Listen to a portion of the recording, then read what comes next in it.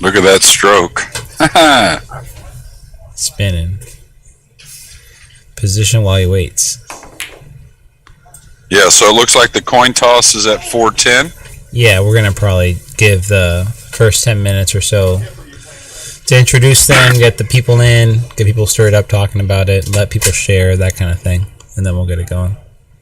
Okay, do they have a scheduled timeout, or are the guys just going to take them when they need one, maybe? Or Yeah, we just asked that, and I don't think there's a definitive answer. Okay. I think they might just go until they need one. Yeah, I get you. Okay, so seems like my Wi-Fi is good. We've been having a little issues with it here at the house. We had some service a few days ago, but still seems pretty shoddy to me. But have you done the speed test online to check? Yeah, the speed test is great. It's just they end up giving us a new router, and then it's just, I don't know what it is. Our router's upstairs, and we have those Google, I think it's Google connectors or whatever that throughout the house or whatever. But yeah, those Wi-Fi amplifiers are supposed to be pretty good. Yeah, like, I forget the exact term. Connector's not Repeater. the right one, but yeah. So we're not going to be on much of any video, right? No, I don't think so. Okay, cool. Yeah, we can just keep it. Because I'll be kicking it on the couch. Right.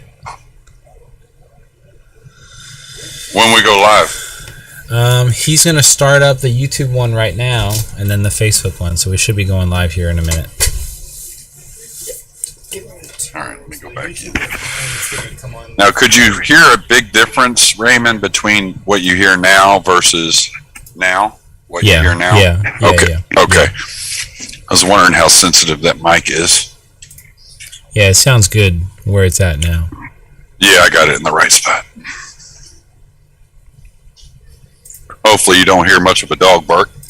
Right. So we got a new little one. He hasn't really been much of a barker. We got a new little one for Christmas. Nice. Yeah, he's like 1 pound, like 10 ounces. He's a little bitty. Does he think he's a 300-pound bull mastiff or something? Well, we have 4 big dogs. We have 2 boxers, a shepherd mix, and a husky, and he's not afraid at all. So, yeah, he kind of just comes in. The shepherd, they're like best friends already. And she's our biggest dog. She's probably now, I bet she's getting close to 90 pounds, maybe. But. Looks like we're live right now. So. All right. So we're going to introduce our match here while people join in. Hello, everybody out in Facebook and YouTube land. We are coming to you live from Riverview, Florida. The match of the year so far is Andrew Cleary versus Dominick Dunn, and I got Jeremy Jones in the booth. Jeremy, how are you? Good. How you doing, Raymond? Just looking forward to this match. Yeah, doing great. A lot of hype leading up to these 2 guys settling the grudge here as to who's Florida's most acclaimed player is. But should be a fun day. How's it going over you? I think you're joining us remotely from Texas. Yeah, Denton, just north of Dallas. It's good.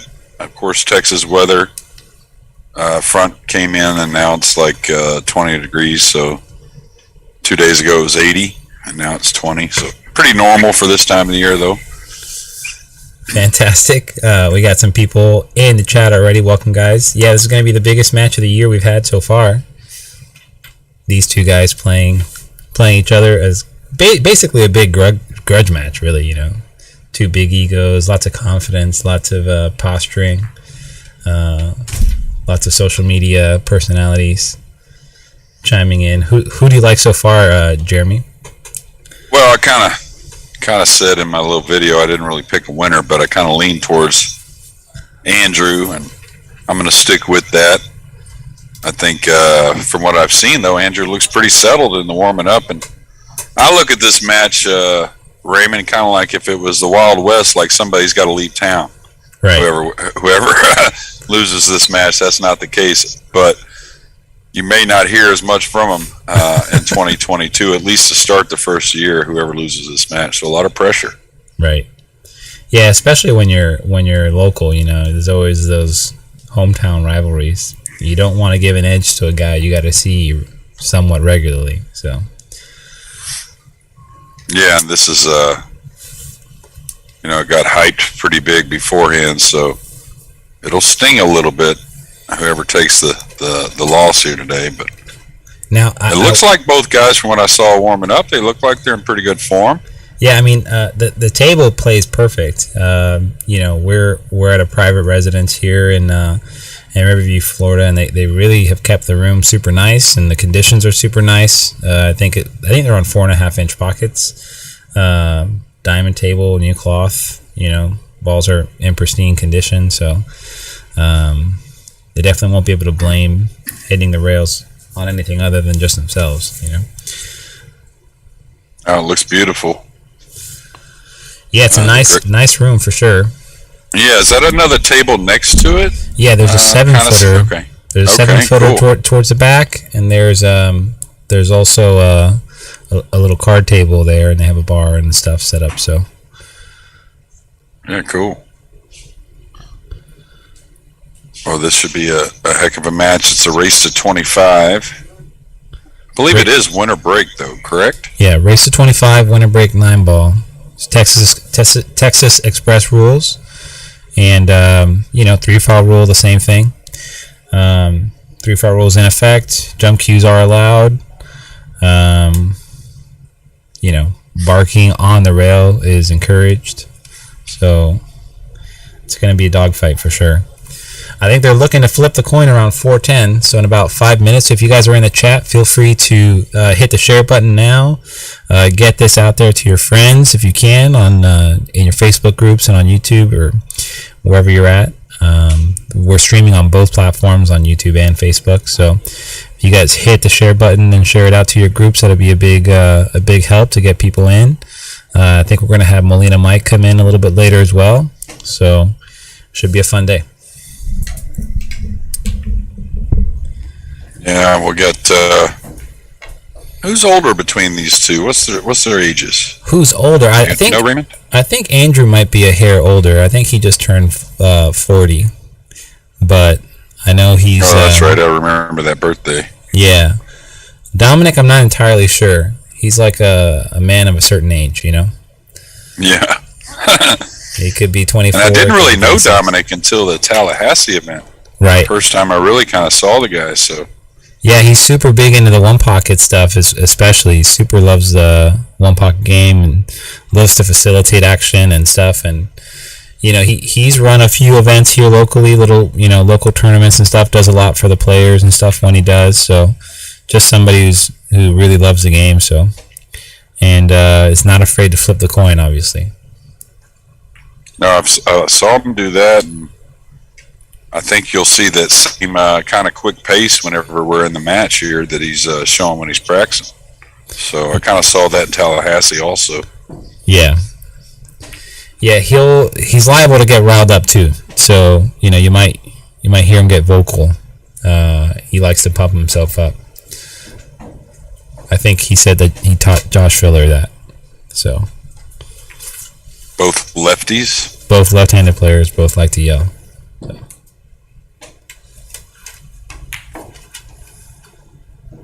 Well, you can see he can move that cue ball. I think you're going to see a more methodical kind of Andrew Cleary at the table. Yeah. Yeah, Andrew's going to try and take his time and not really push the issue too much. Just kind of stick to basics. Dom's a bit of a wild card, so we'll see what's up. I think he has a backup cue in case this one goes flying at any point.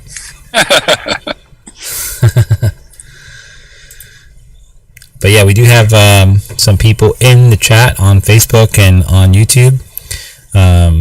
So shout out to everybody there. Again, feel free to share. We're going to get started here in a few minutes. These guys are just kind of getting in their last reps, and then we'll flip the coin and get it going.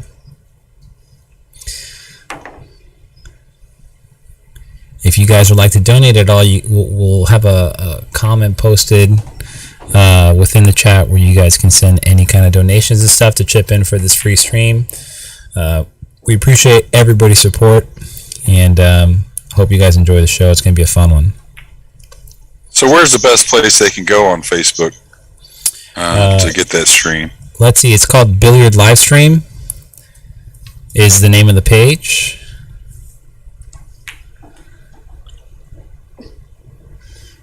Billiard Livestream is the page. So if you guys are online and check out Dominick's Facebook or Andrew's Facebook, you should see the link pop up there. I'm going to share it on mine as well. Hey, Sonia. Jeremy, I just picked up that Q-Tech case, the butterfly.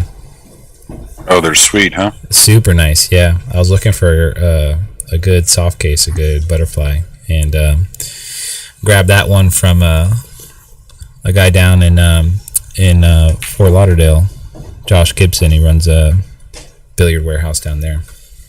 Yeah, they've gone quick. I had I think 6 of each, and they're all gone. Wow. 2x4s are real sweet also.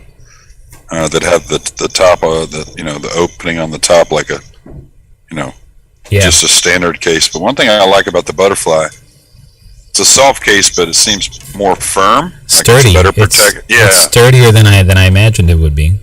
Yeah, which I like for a butterfly, which is kind of kept me from having a butterfly case for a long time. Is most of them are real soft, and I just don't feel the protection. So yeah, the one I had before was kind of like that. It was more of like a bag, wasn't really a case. Right. So looks like these guys are about getting ready to flip the coin.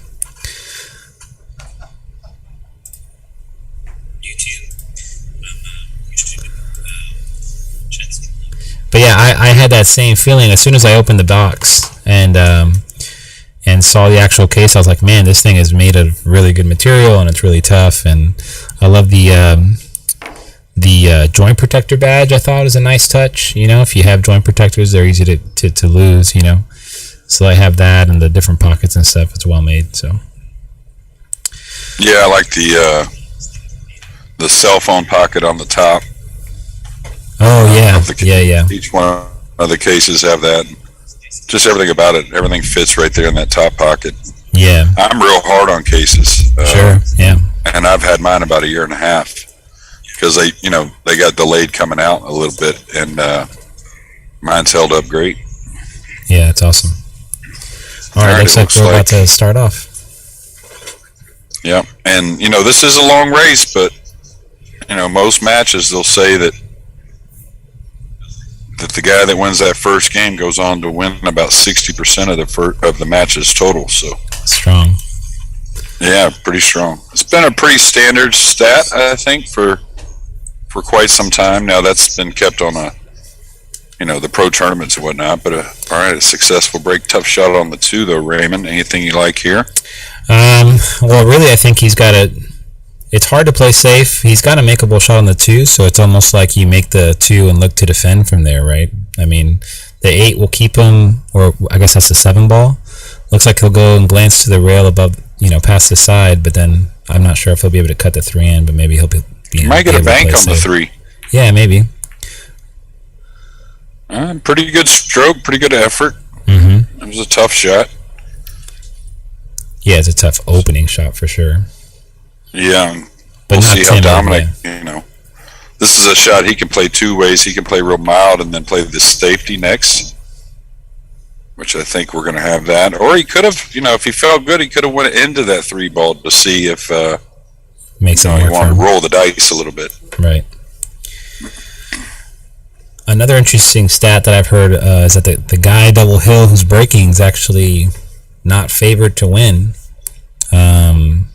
Even though you like to break Double Hill, that they tend to not break and run out.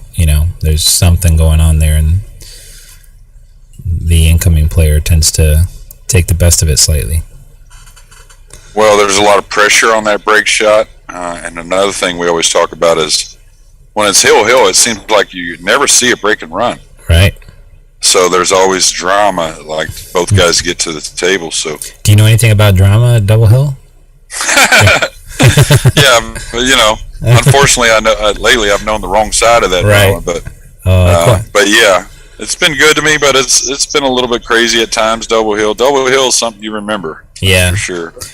it works its way out. You're never always going to take one side or the other of it. It's kind of like the role. Yeah, for sure. So I was thinking about it the other day. We got our first scratch in the match right there, but I was thinking about all the crazy things I've been through in the game, and I'm trying to think of other players that have been through those kind of crazy things, and I couldn't come up with much of a list. It's kind of weird, but all right, Cleary with ball in hand. All right, he's got a good angle here to move the ball up for the 5. Now, this is where you don't want to come all the way down. You want to get around the side pocket. Right. Yeah, you don't want to get flat. Nice little natural. Yeah, you could get underneath it, but you're going a long ways to just get a little bit better of an angle. Right, yeah. So I think to your point, if you just get to about the side, you get that nice natural angle, you can just roll your ball and hit your line. But yeah, and to be honest with you, exactly what happened, it makes a few more misses. Not something you're supposed to miss, but if you shoot it 100 times, you're going to miss just a hair more. Right. So, all right, behind the 8 maybe. Yeah, he tried to lag it, but he got a little thin on the ball. Yeah, and it's just a containing safety, and this kind of proves the point of what we talked about in the last shot. You can't do much here, right? So you're just going to cut it in. You're going to try and get back to where the 4's at. Right. And so that kind of proves to you in the last shot, why go all the way down the table? Exactly. Right. Exactly. So pretty nice shot to get settled in there for Cleary, though. Yeah. That wasn't easy. Nice shot on the 5. Good speed if he can avoid the 9. It's got to go or stop quickly. And pool's amazing, isn't it? It certainly is. One ball. And, he could have hit a little bit thinner part of the pocket and been fine. He hit the full side of the pocket and ate up a little speed, and now he's kicking. What do you like here? 2 rails is something you kind of always want to do. I'd probably go 1 rail at it, trying to make it myself because it's up a little bit, and that happens a lot. It's sensitive to overspin it. Yeah, right. Yeah. Yeah. And to be honest with you, you're not really hitting as much of a separating speed as you normally are. So I kind of like picking out the line and like a center stun, 1 rail at it.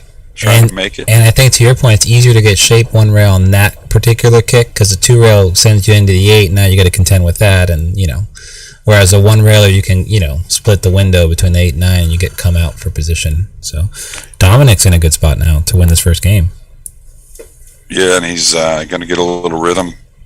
First game, both guys got some time at the table. If I'm Cleary, I kind of shake that off because he didn't hit that 5 poorly. No, just caught it a little thick to the pocket, like you were saying. And he hit a good. He hit a good 4 ball to go back and forth, to get the look at the 5. So those are 2 positives for sure.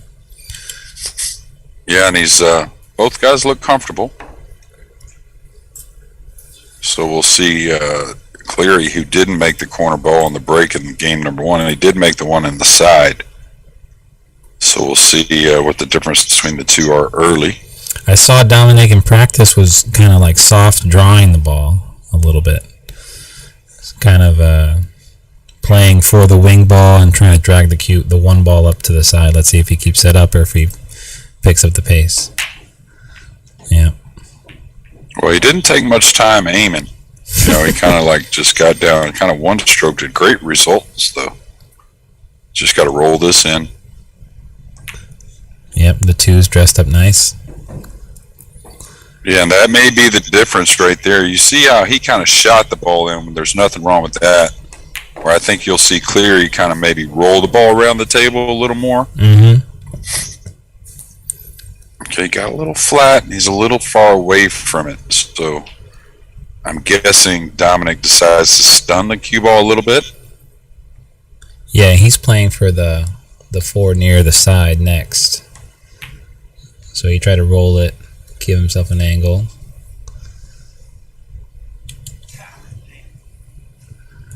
All right, so we're going to see that draw stroke, I believe, here anyways. He could go forward and maybe get by the 9. Yeah. I'd probably move the magic rack if I was going to do that. Yeah, and that looks like the film, the microfilm one, right? I think so, yeah. Yeah. All right, he's going forward. So that tells me he's got a little more angle than maybe we think. Oh, that's a sweet stroke there. Got a lot of cue ball movement. He's a little out of line, but again, he's got to be pretty satisfied with how he hit that ball. Right.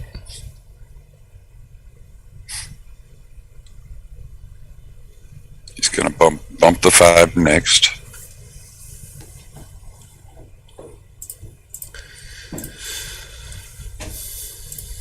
Okay, so Raymond. Yep. You're there. I'm guessing he's thick enough to draw past the side. I think so, yeah. But maybe he doesn't realize that. No, he definitely has enough of the ball to beat the side. It's just whether or not he wants to try and do that and like blend the stun and draw to come between the 6-7, or if he wants to. It looks like he's playing above the side because he didn't feel comfortable kind of playing with that in between stroke. Well, he hit it beautifully. Yeah, he hit it great. Yeah, high ball with the outside, and he's got the angle. He's protected the cue ball, so. Because the pure draw, he would have had to play short side. And, yeah, he felt comfortable getting to that nice window, and looks great on the 7. And he's really shown, just in this run so far, he's shown about 4 different ways to hit the ball. And he's been pretty comfortable doing all of them, so. Right. And playing at a nice pace, too. Not too fast, not too slow. Yeah, and comfortable, you know. I think he's been putting in some hours and really working on his game and stuff. So it's paying off once I think he settles in and he starts to feel comfortable with the actual competition side of it. It'll be good. Yeah, and what you do when you settle in my opinion, you kind of start to just play by yourself a little bit when it's your turn at the table. Right. So, and what I saw there is him just taking it one shot at a time, very cliche-ish, but it's usually results in pretty good pool. I think it'd be interesting to see who finds their pace the quickest, you know, who plays consistently to their, you know, not going up and down or chasing or changing or anything like that. That'll be interesting to see. Yeah, and don't maybe divert, you know, give up on your game plan to start with, right? So sometimes when it's not working, it's easy to say, hey, let me get to playing fast, let me get to doing this, and you just, you know, it's a race to 25, you do have some time. Well, it looks like Andrew might have bad-racked himself. It didn't look great, right? Yeah, it looks like he gave himself a gap and the ball's kind of opened a little weird. Yeah, now, one thing I do is I've really never been a soft breaker ever. Mm-hmm. Now, I think with the template, I can get to making multiple balls, making the job a little easy and create position on the one. So that's one thing I may change, you know, during the course of the match. Right. Yeah, you can have a couple styles, you know, where you can, you know, stun break them, or you can cut them a hair, or you can cut them a lot, you know, or you can slow break them. The template kind of lets you adapt based on the conditions. One thing I do too to avoid the kind of mud rack stuff that happens sometimes is that people sometimes say, oh, he's fiddling with the rack or touching the balls. A lot of times I test the balls, because sometimes you'll miss a gap, you know. You might not see it because you don't have enough light, or you know, whatever, you're not paying attention to it. But if you just nudge them, you can tell, you can kind of like give them a little ply and see if there is a gap there, and sometimes there is, and you know, you save yourself a bad rack by doing that. Yeah, and I've found, you know, there's a few different templates out there. That's a great controlled shot there, and he's looked very, very much in control so far. But now he's sizing up the kiss shot on the 9. On the 9, I'd like to be about on the line of where the 7 is. Mm-hmm. I don't want to get to where I have to really shave the 5 to make the 9, but the closer to the center you get, the better. But it looks like that's not going to get it. I don't think he'll definitely hit this into the bottom rail. I mean, he would have to I think he's going to reevaluate here and play a safety. But one thing I was getting at about the template is the more I fool with the balls, the more I give myself a bad rack. I've noticed that too, yeah. I like just setting the 8, adding the last ball, and don't touch them anymore. It seems to me that's the ticket. Mm-hmm.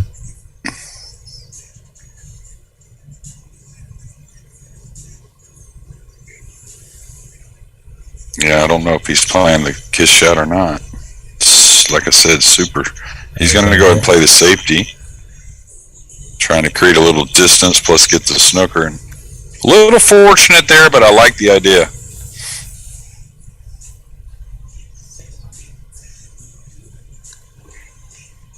You there, Raymond? Yeah. Okay. Now, this is a tough jump shot with the 7 so far away, right? Yeah, but I mean, I think he's straight in. So if he sticks it, lands it, he'll have shape, and cue ball shouldn't move too much.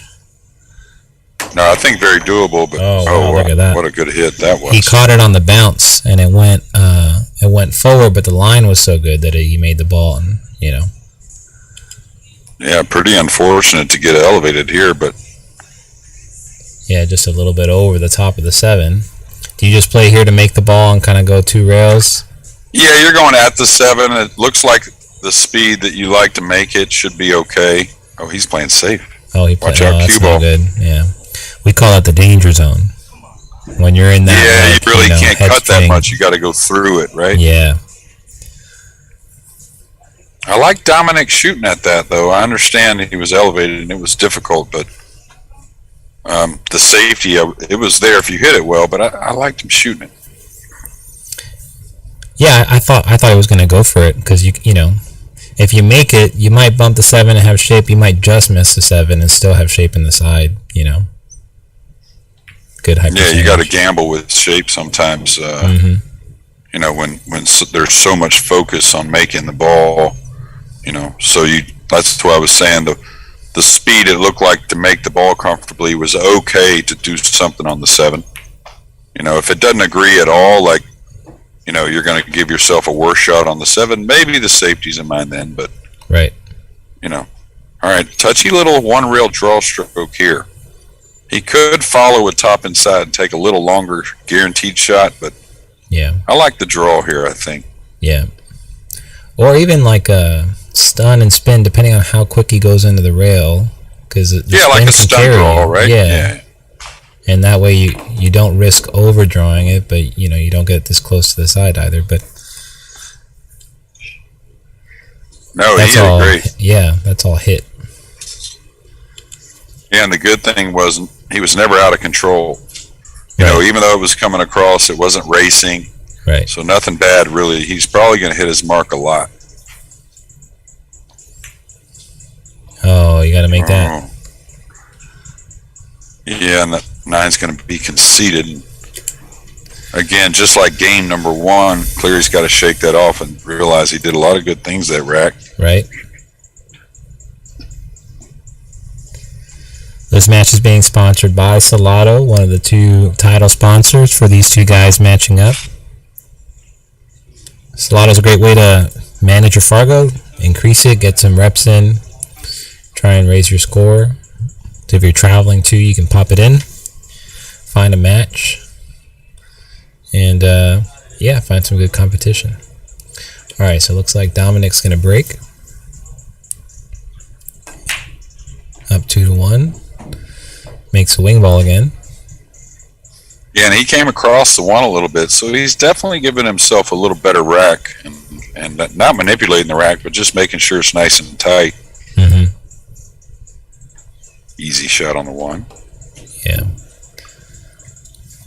3 to the 4 looks like the real work here in this rack. Some people kind of get a little nervous too when they got to, carry them forward like that between a ball and they get close. They tend to try and do something to get away from it when they don't need to. So that shows he's a little bit comfortable with that line. I could go into the 9 here with the 3 hanging. Yeah, the right. reason being is, there's not a lot of position with the 6 being there, getting over for that 4. So with the 5 being there as well. Right. So that may have been a time I take a little chance opening the 9 and 4 up a little bit. Right. Yeah, especially if you get back to the full side of the 3, you can draw it back and you know. Or even if you get an angle, you can bring it around, but you have a big opening if that 9-ball's not there. Yeah, you might play a rail first shot. Looks like Dominick tried to play safe. Yeah, I don't think he has much of an offensive play here. He can pocket the 3, but getting on the 4 pretty tough. I might clip the 3, send the cue ball down in between the, what is that, the 5 and 6. Maybe move the 3 between. Oh, he went offensive. Little one pocket shot there. Somewhat. I mean, he thought he had a bit of a 2-way and he liked it. That's one thing you can tell with the position of the cue ball onto the 4. He liked it. So a lot of times it's hard to pass up on those offensive shots if you really, you're comfortable with it.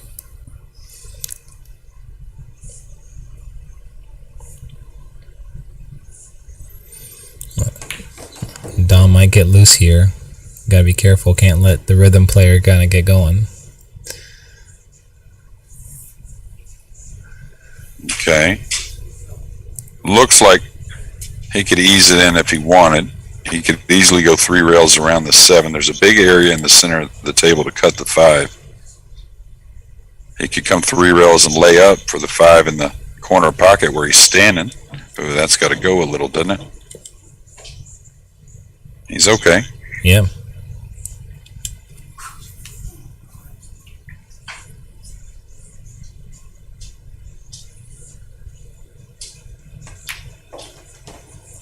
Hit that ball. Did you see? He hit it sweet. And did you see him take just that hair of extra time there? Yeah. Not a lot, just a little bit. Gathered himself. And the one thing, he had the AirPods,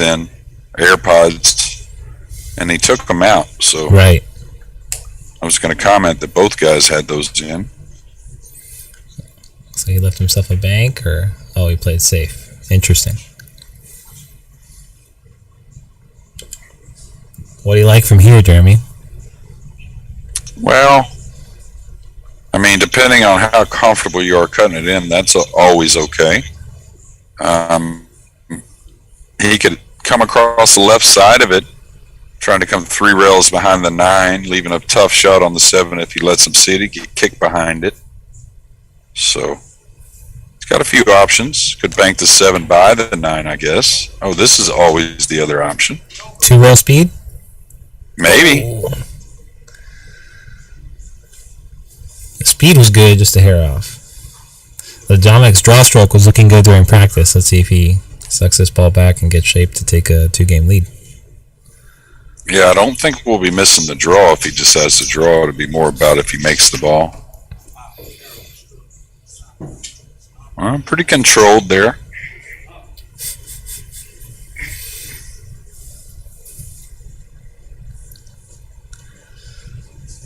Not trying to do too much.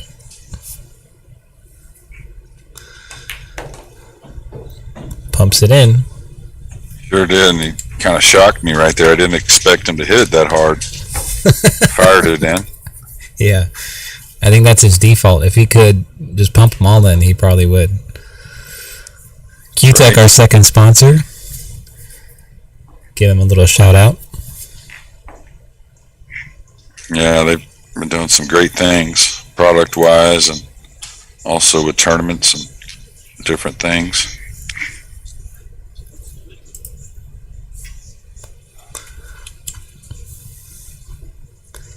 Dominick with a 3-1 lead.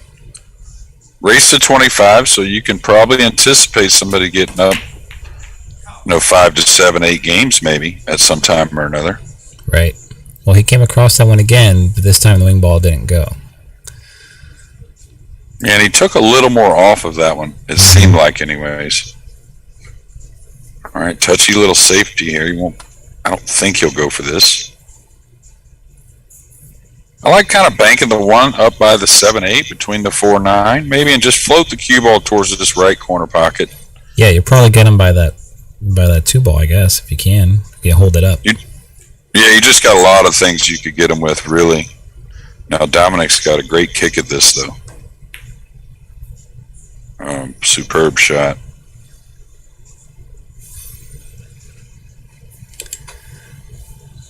Yeah, it looks like Andrew's in a bit of a trap behind the 8. One rail. If he hits the half ball, he might just drop down to the bottom cushion there by the 3.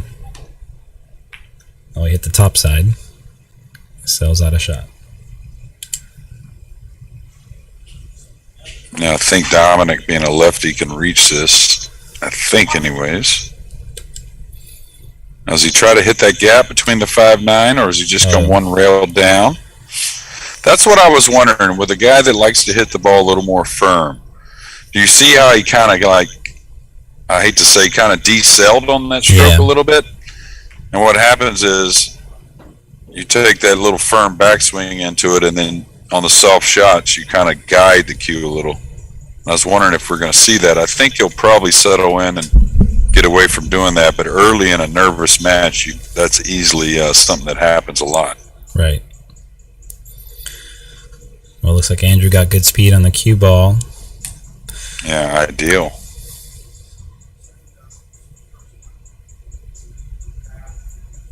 All right, you're kicking towards congestion here, so you don't have to kill this to have, some results. Yeah. He got deep in behind that ball. He would have been, if he would have hit a little thinner, he might have gotten separation at that speed. It was good speed, I think, but.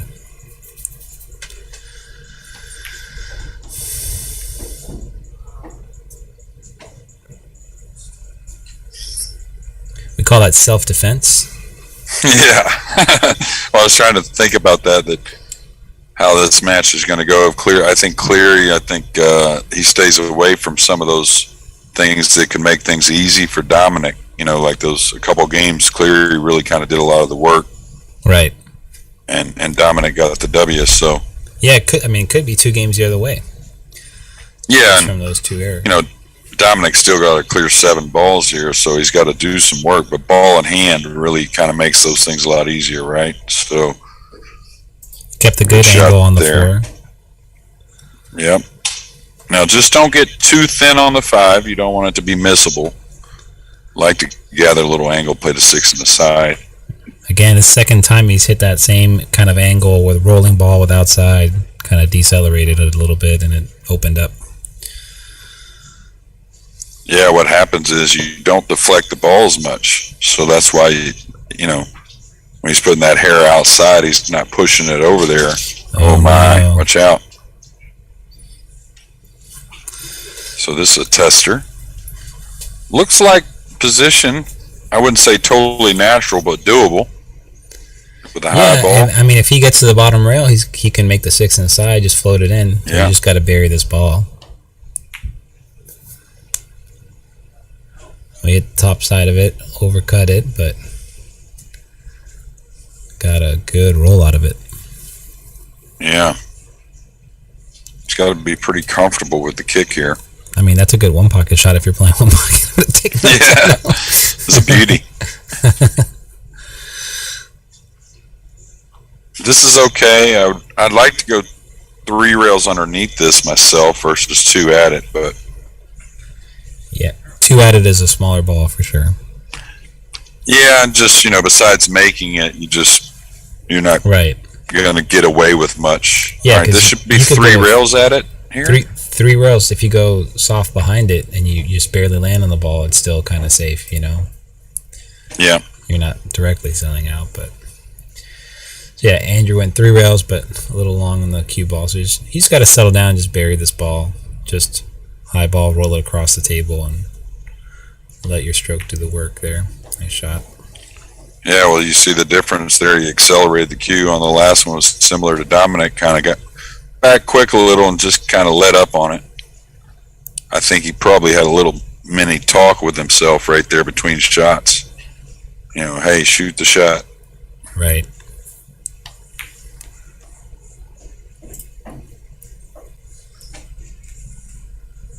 He's working, though. Now, depending on how the table plays, this is a shot you'd love to hit with just a high cue ball. Now, if you have to ease it too much, say the table's a little bouncy, it looks like this table's playing pretty nice. Yeah, it is playing pretty nice. The rails aren't very springy, at least from what I've seen. So if you feel confident you're going to come across and hit the 2 long cushions, and that's ideal because you can just cut the ball in, not have to worry too much about throw. And he hit it really good. Peered it. Yeah, he even kept it a little shorter straight in, which really nice stroke.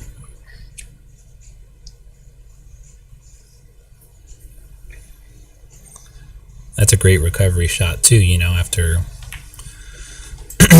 previous couple racks, it's a good one to regain some confidence there.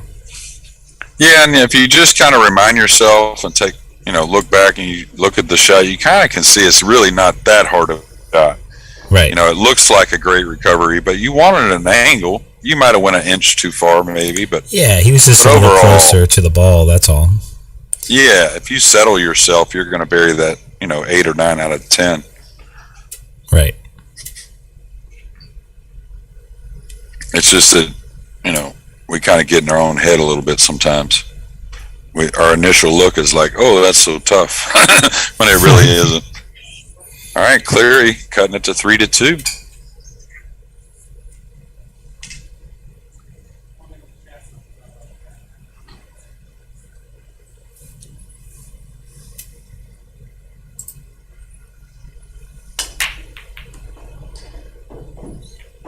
Well, the guys certainly aren't going to get sweaty breaking the balls today, are they? Cleary didn't put a whole lot into that. No. Still had some nice results. Yep, made the wing ball straight in. He's pretty good right here on the 1, just a shoot and stop if you can. Yeah, this is just kind of working through the rack, make this first shot. You're not going to get real close to the 2 ball, but going to have a real playable shot. Oh, he's rolling this in the side. He's wanting to get a little closer. No, I think just stop the ball is good. Yeah, and he was going away from it a little bit, Raymond, but yeah, pretty much stop the ball and take the shot, I think. All right, he's going to get a chance to redeem himself, I believe, anyways. Maybe the 2's a hair in the way. Yeah, maybe so. Yeah, you might have to curve it a little bit. Yeah, you could cheat the pocket, maybe. Yeah, looks like it.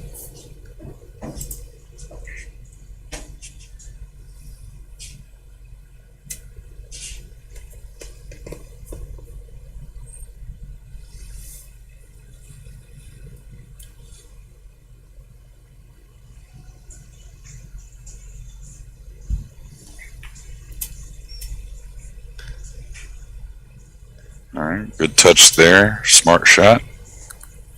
Yeah, got himself on a diagonal there where, everything is obstructing him. That's a good Yeah, nice hit.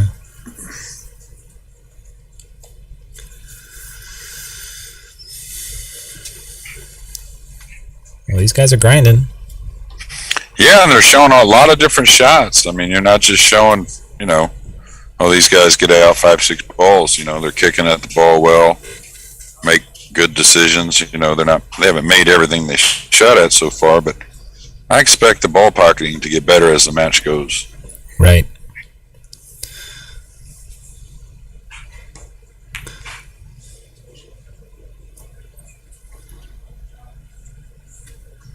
You can also tell a little bit that Dominick's waiting to get that feeling. You know what I mean? Like that, some call it a zone or whatever you want to call it, but he's not even sweating these misses early. He kind of feels like something's coming. Pretty easy. Now you go long rail at this one. Either kick is fine off the top rail or the short rail. Yeah, it looks like he went to the short rail, 2 rails. Caught the edge of it. Magic Rack helped him out. It sure did. You don't miss anything, Raymond. Well, All right, looks like he's playing the safety. Good speed on the cue ball there. And the object. Yeah, real good. Just going to have to go to the side cushion. Could go to either, but doesn't want to shoot jacked up, so he'll go I think to the right side. Yeah, I think this is the right way to kick it. 2 rails. The second 2-railer he's missed high.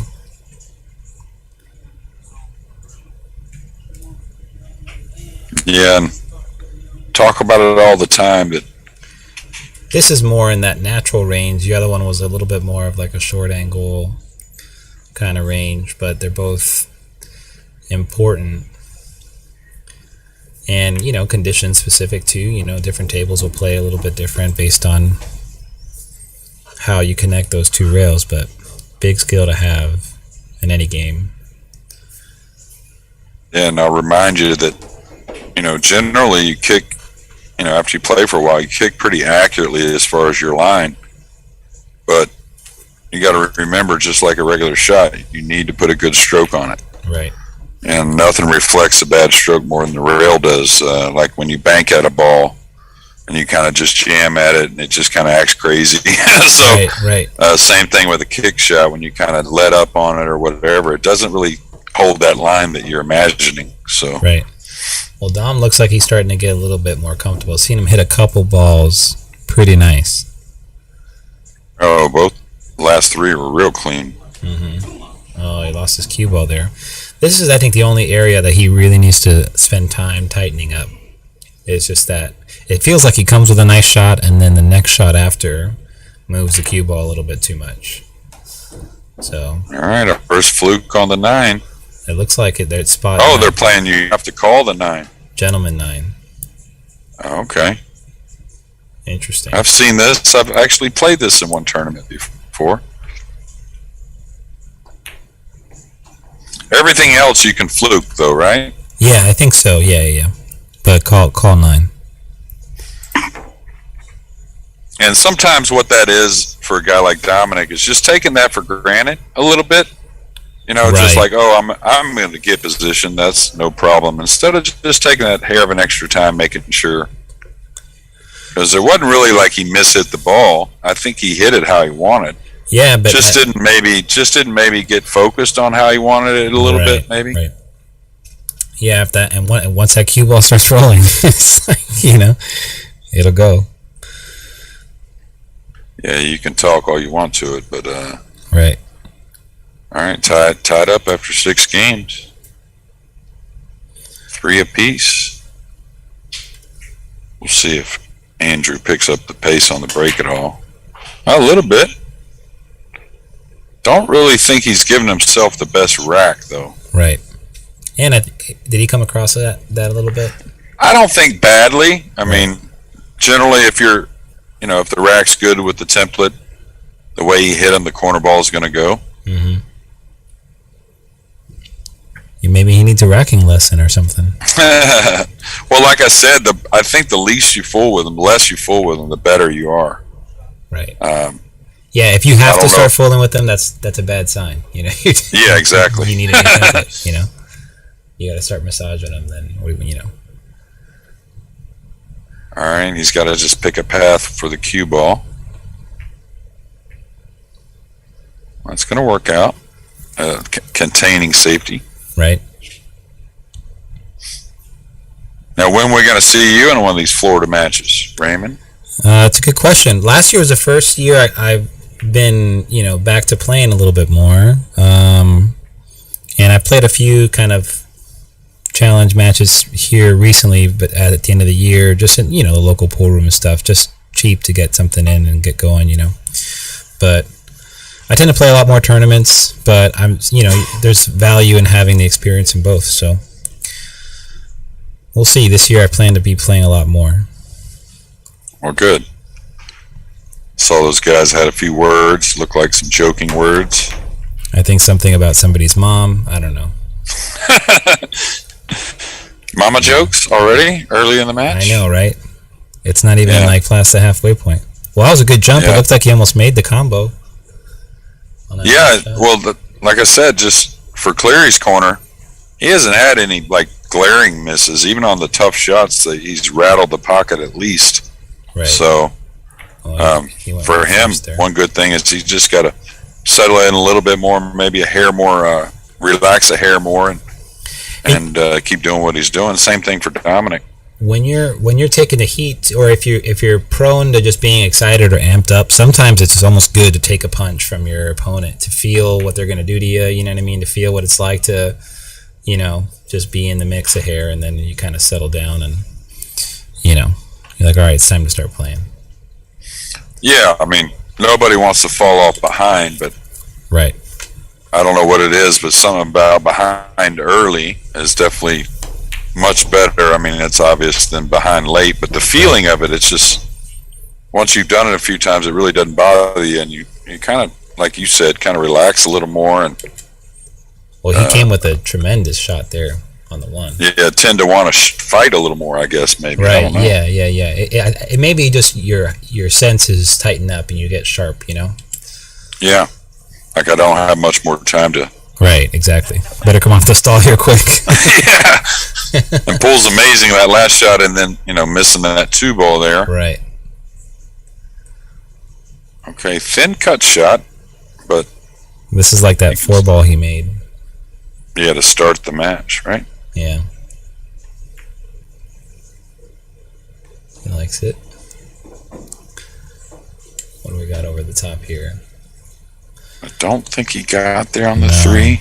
No, I think he... But he does have a piece of it. The 2 looked like it skidded a little bit too, like it turned a hair thick on him, and it, sent his cue ball just a hair high. Now he's got to play safe. Not bad on the cue ball. Hit the point, I think, on that. Yeah, and he's playing distance there. If he gets the snooker, he loves it. Right. He was kind of playing rail speed with the cue ball. If it doesn't catch the 7, it would have rested near the rail. So just playing the percentages there, knowing Dominick's got to come with one.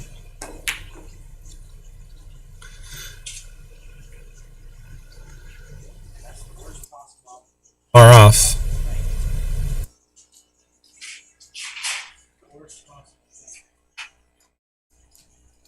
I like Cleary, like I said, just making sure he goes and looks at his position where he wants the cue ball and going from there each shot. Not overthinking it, but that seems to be the right pace. When you just go have that one look, right, where you want to be for the next one, you're not playing too fast, you're certainly not playing too slow.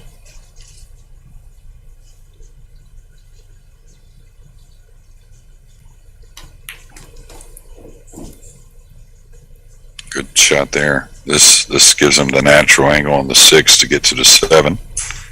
Simple draw stroke.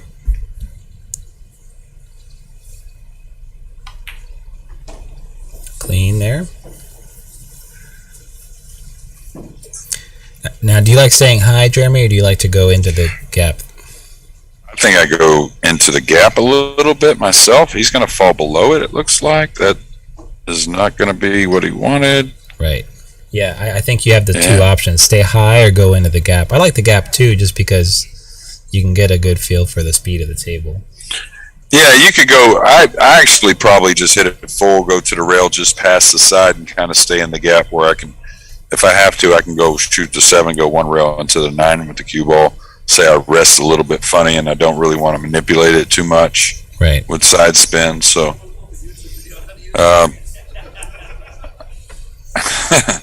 Not sure what the comment was, but really he hit a really nice jump shot earlier, almost made the combo, so this one should be a very makeable one for Andrew. Oh. Looks like he lost the cue ball.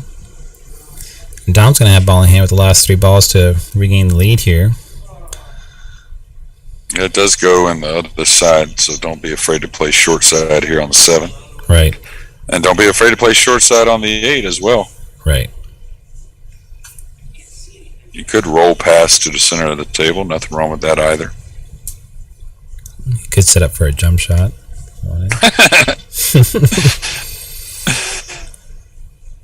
Now he's going to roll past the 8 to the bottom cushion. That's okay. Interesting.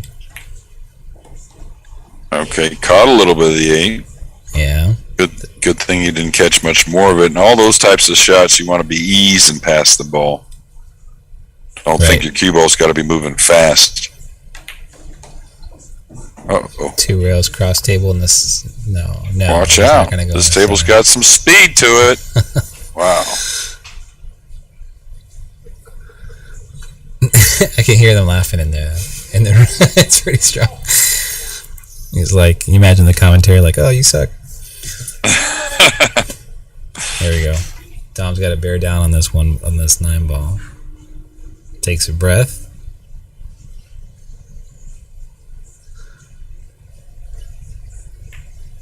Float it in. All right.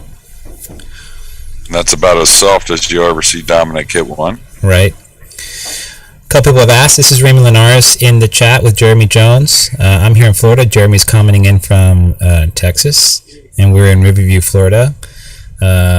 At a nice private facility here with a really great setup. They got 2 diamond tables, a 9-footer and a 7-footer, and a little card table. We got some local spectators in the room too. And we're playing Race to 25 9-ball. Winter breaks, Magic Rack, Texas Express. I'd like to say thank you to some of our sponsors here. Salado. Salado's doing a bunch to promote this match. So thank you to them. If you guys haven't checked out the app, it's pretty cool. And Q-Tech as well. All right. Yeah, it's, these guys are playing for something, that's for sure. And they're going to have fun doing it, though. That's just how these guys are. But I see a lot of fun comments on the chat, which is nice.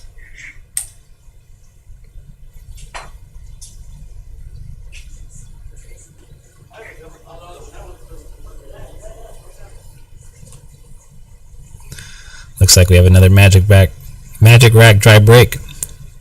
We should have a wing ball rack tournament where you pay your entry fee and you see how many wing balls you can rack. Donnie Mills would have to be high in the Calcutta. Yeah, right. For that. These guys could probably go for 20 in that Calcutta. Yeah, I'm trying to. Last night, me and a friend of mine were talking about how to remedy the break situation, just to where at certain levels it's just not so much of the game. It's funny because the players that know more about the game and have more game, you might call it, you don't see as much of the game because the break's too much of it. So it's kind of ironic in that way. But I'd like to see to where, of course, you're getting a good rack, but maybe the corner ball isn't just wired for sit down. But 10 ball is probably the answer to that question. But yeah, but they're so good at 10 balls as well, right? Yeah. Watch out 9 ball. Of course, they got to call it, but pretty solid hit on the 1. I've seen some ideas about the no ball in the break requirement, but then that might lead to more of like breaking a speed to leave the cue ball clusters and stuff. Yeah, or no, I mean, like if you don't have to, if you make and you're guaranteed the next inning, if you break and then maybe you're breaking a certain speed to get the 1 and you're playing the cue ball to get the 1 up, but even if you don't make a ball, you still shoot. That kind of stuff. Yeah, I see. I mean, I love the way some pro events are going with the tighter pockets. I think that's definitely something that needs to be in that level, right? But I think the single table, the 4-inch pocket is good. I think in the multi-table, you get too much of a variance because the outer table is going to get so many more innings than the one TV table, So those are going to get real tight real fast. They'll get dry and cloth will get worn in because they're playing 6 or 7 matches a day instead of just, 1 or 3 or 4 maybe, let's say.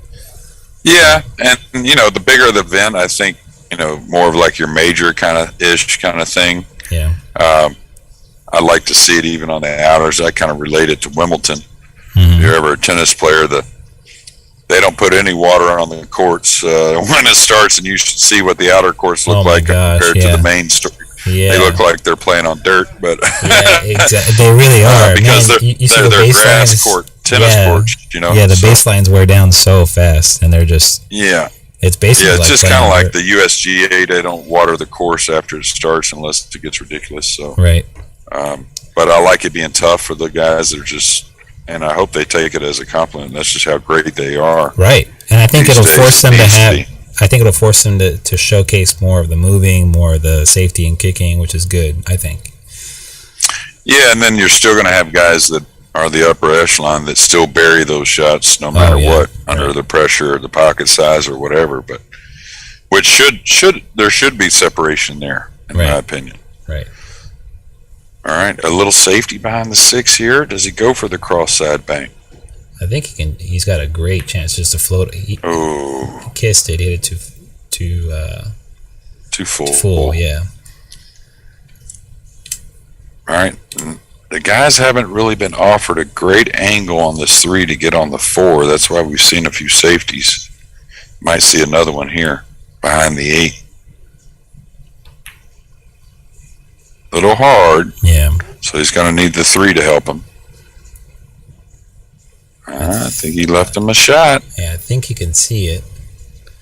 Draw into the 6, maybe follow into the 4. Probably follow into the 4, yeah.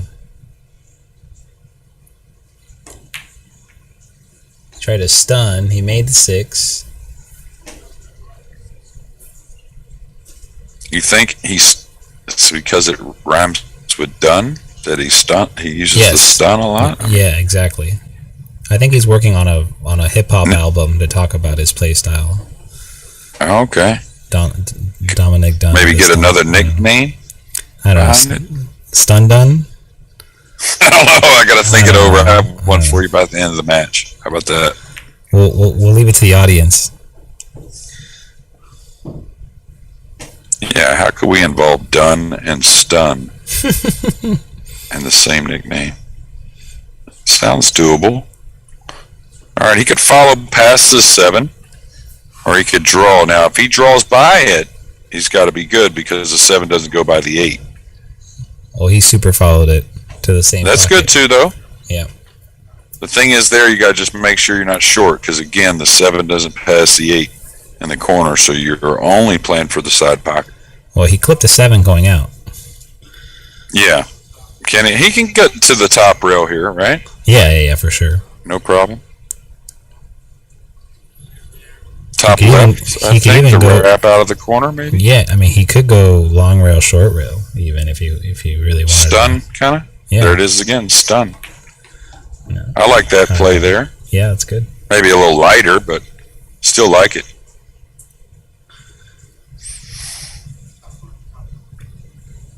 Stun gun done. I was thinking gun earlier also, I ain't gonna lie. How could you involve gun? Maybe we could involve a few more words. A ton of done with the stun gun? I feel like Eminem has already written this rap. He could probably. Yeah, right. He's kind of flat on the 8. So he can either follow it. Yeah, smooth is what you do. Yeah, like that. Exactly. Take what you can get. I think if he starts doing that, asking less, he can definitely stroke the ball. But if he just keeps it simple, he'll be all right. Yeah, just stay away from anything, a big mistake, right? So these guys are obviously going to miss a few here and there like we all do, but stay away from the big mistake. And now another 2-game lead? Yeah, it looks like he's back up to 2-game lead. Let's go to the overhead here. See if we can flash our little Q-Tech logo. Q-Tech, one of the title sponsors for this epic clash of diminutive men. Dominick breaking 2 games up. Race to 25. Yeah, and Cleary hadn't had a lead yet, so he's just got to stay patient. Right.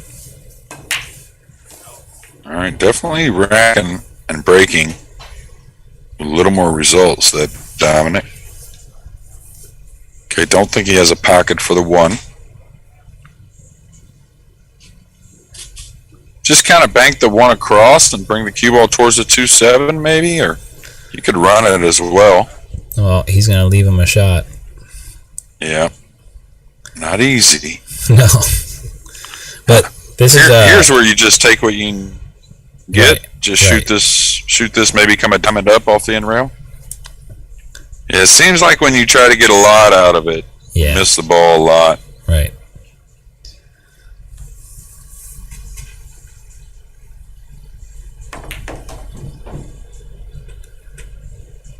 Well, I think he got perfect. Well, I don't know. It's close. He's got to stretch and twist it played safe. Clip the 7. But I think he's got a pocket, but he could also play safe if he's not feeling it. So, or maybe play the little two-way shot where you pinch it behind the 7. Oh no, he's got to play for the 3 next, so he's got to go for the pocket or play safe. I'm not sure if I liked trying to hide behind the 4 because the ball might leak out, but he might be good. He's got a little bottom edge of this, I guess. Yeah, it looks like it. Speed going to be good. I think he cut off the pocket. Just roll him up on the 5 here, huh?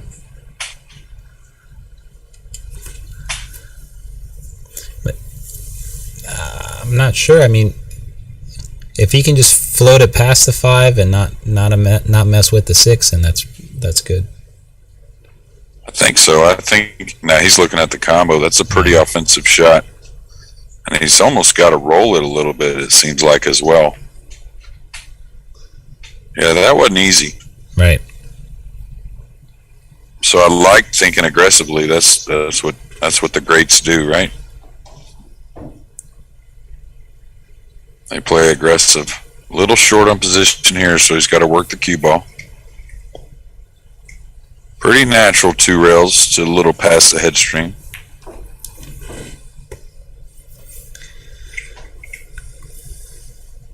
And I think he still has a good angle on the 4. He's on the good side of it, to where if he makes the ball, he's going to drift towards the 5. Yeah, and here, just try and get what you can get out of it. You don't have to get the straight in on the 5 like there. Exactly. That's right. Exactly what you're supposed to do. Just work a little bit. If you need to bump the 6 here, that's fine. You don't have to kill your ball perfectly. You can come 2 rails across it, the top side and back over. Play it in the side.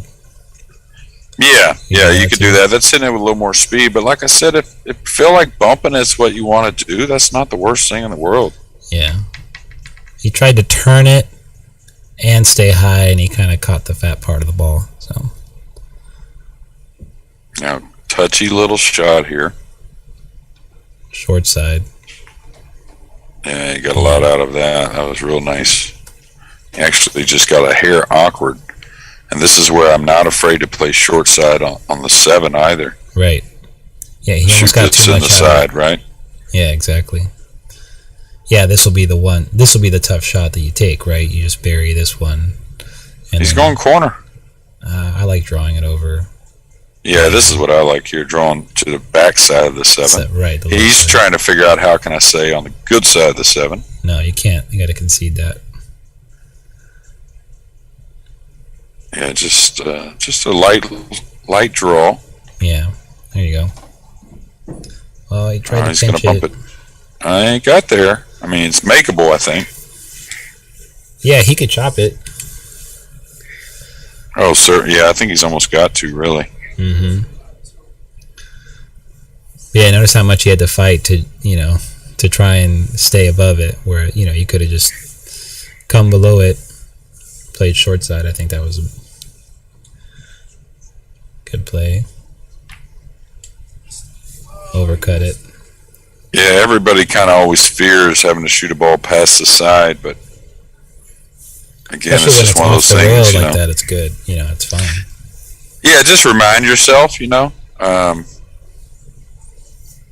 look at it as tough. Just think the opposite. It's really not that tough of shots. Just like this one here.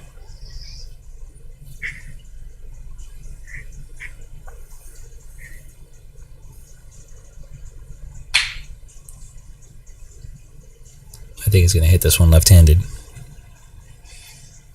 Firm? No. I mean, he might. No, he smoothed it in. Well, pretty Yeah, pretty good smooth. thing. Caught a little rubber. Right. Wiped his feet. Yeah.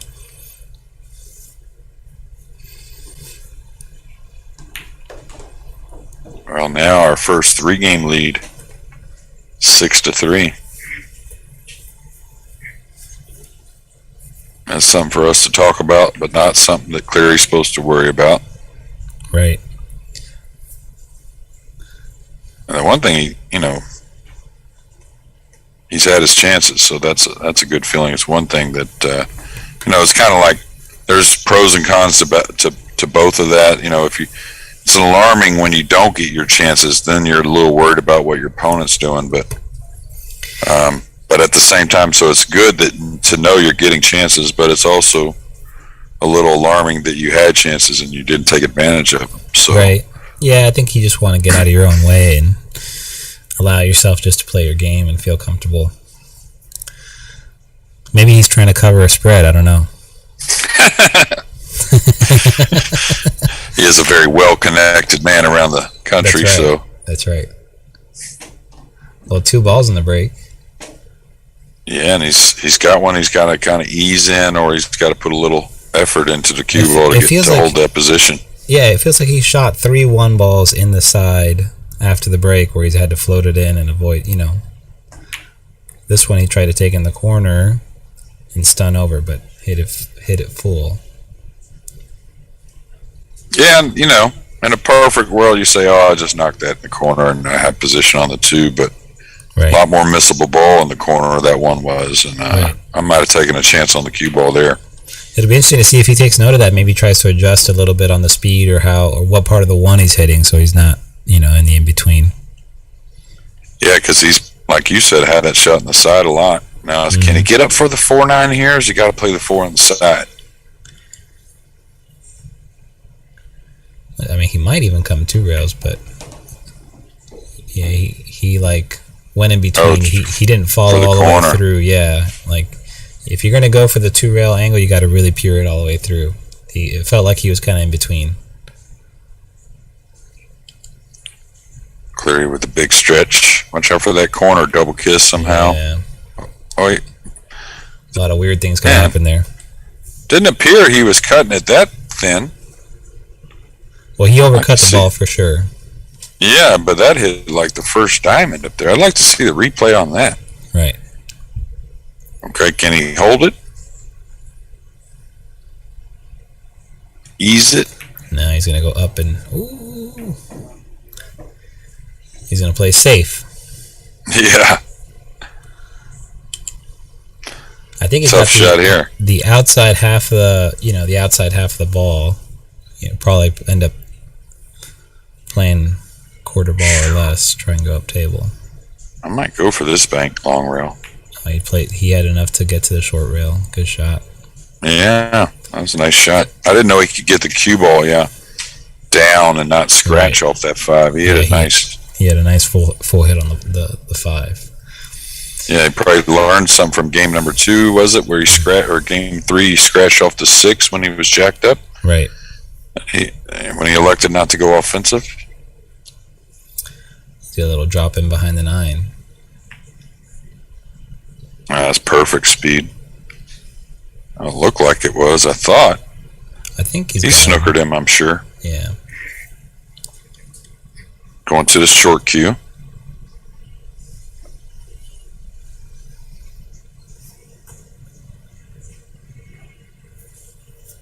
Probably take this in the corner myself. I like the jump for that. I just like that fuller hit. I know it's a shorter pocket in the side, but it's probably a better shot actually. Might scratch. Almost got the kiss. But the 7 in a tough position though. Right, now he's got to come above it. But I think he's got enough of an angle where he can get across. Just don't end up super short on this. If you have to error, I think he's rolling it actually and staying below. But I like stunning above it. Yeah. Yeah, he's hitting down on it a little bit now. Just don't baby it. Well, he's getting in between the sides, so he's come up with another thin cut on the 7. I think he let up a little bit on his stroke there too. I don't think he stunned it. It kind of he lined it up for a stun, but then it rolled by the time it was at contact. So it kind of did a little dance there. Yeah, memories of the 9 ball or the 7 ball beforehand. Similar where he overcut it. He Right. hit this one a little thick. Right. I think he's in a good line where he could just cut it in and go like 5 rails to the middle of the table. I think it cuts in pretty easy. I wouldn't want to throw this. This brings a side pocket into play, I think. No, I think he's in a good line. Oh, he went for the bank. It. Oh, weird. I thought he could totally cut that in. Yeah. I think he talked himself out of it. Right. And look at the safety he's played. Yeah. Probably from not wanting to feel, probably not feeling comfortable with that third rail between the 9 and the side pocket. Yeah, I think so. You know, you're definitely going to hit that rail, but you got a lot of room there. You can extend the shot and go, 2 other rails to the middle to make it a good speed to make the 7. Well, I know it's early, but maybe a good time, whether he wins this game or not, to take a little timeout if you're Cleary. Yeah, I agree. I kind of feel like he's a little frustrated with himself with a few opportunities he's missed here. I think he wants to keep Dominick at 6 for the match, so now's a good time to start running a 15 or something. Yeah, well, that's a tough line. Nothing wrong with a little confidence, though. Right. All right, he's going for it, looks like. Hit it sweet. Great speed. Yeah, very confident stroke there. And just the timing of the swing was a little better back and forth, don't you think? Yeah, I think so. Yeah. I think just finding a few more of those will do a lot for him, where he comes with a good shot, sees the ball go in. All right. There you go. 6-4. 6-4.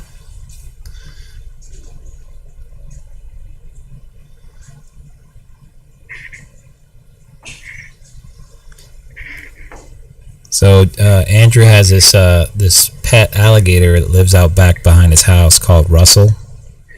Mm-hmm. And this morning he was out there doing stare downs with Russell. Just kind of making eye contact and not blinking, just to kind of get himself jacked up. So I'm wondering if it maybe overpsyched himself out or something. I don't know. I wonder what if Russell's watching what he's thinking about it so far. I guess he's glad that he hasn't been turned into a purse yet, but yeah. And how's that work? Is he on a chain, or is he just a gator that comes up daily? Free range gator, yeah. Sweet. Hasn't eaten the dog yet.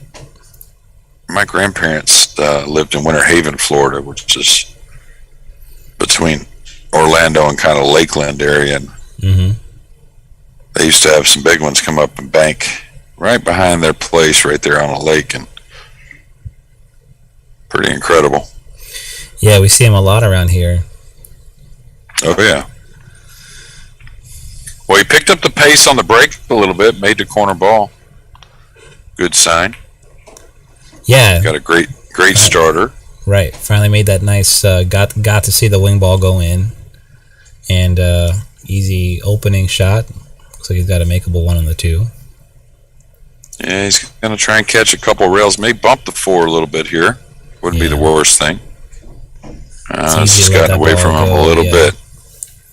That ball's easy to kind of release on you. You almost have to really catch the full part of the ball, or hit it real slow. And if you're not feeling comfortable yet, that might be a challenge. I was wondering if he was going to hit that 2 ball with high inside, and just maybe bump the 5 coming up. Oh, yeah, that would have been a play too, yeah. Instead of trying to go. Now, it didn't take much time on that 3 ball, kind of. Right. I thought he was going to duck at first, but. All right, Dominick being lefty, he can just reach from the side and draw into position.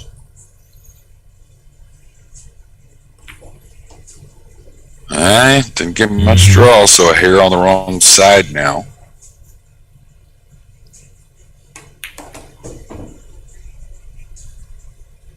Little Bumpy Johnson there. Bumpy Johnson.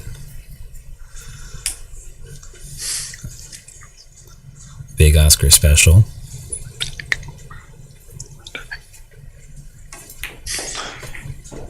It's almost like that kind of benefits Dom's game a little bit too, when he leaves himself those shots where he's got to let his stroke out because he's so used to doing that, as opposed to having to be in a spot where he's got to be real controlled with his cue ball or anything.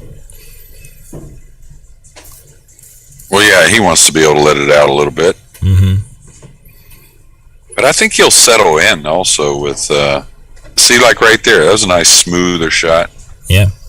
So I think he'll settle in on that end as well.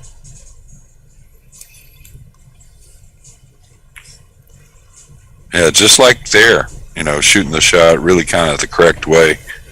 And now back to that 3-game lead, excuse me.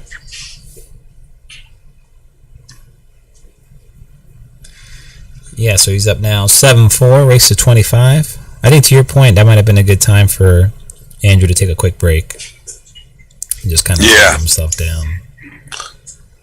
Well, and I learned a lot about timeouts from Johnny Archer years ago as far as different things. And, there's a little bit of gamesmanship when you involve a timeout, after your opponent makes a mistake and different things. But a lot of times it's about, getting control of yourself. Making sure you're sticking to the game plan you had prior to the match. So right now Dominick in a good spot.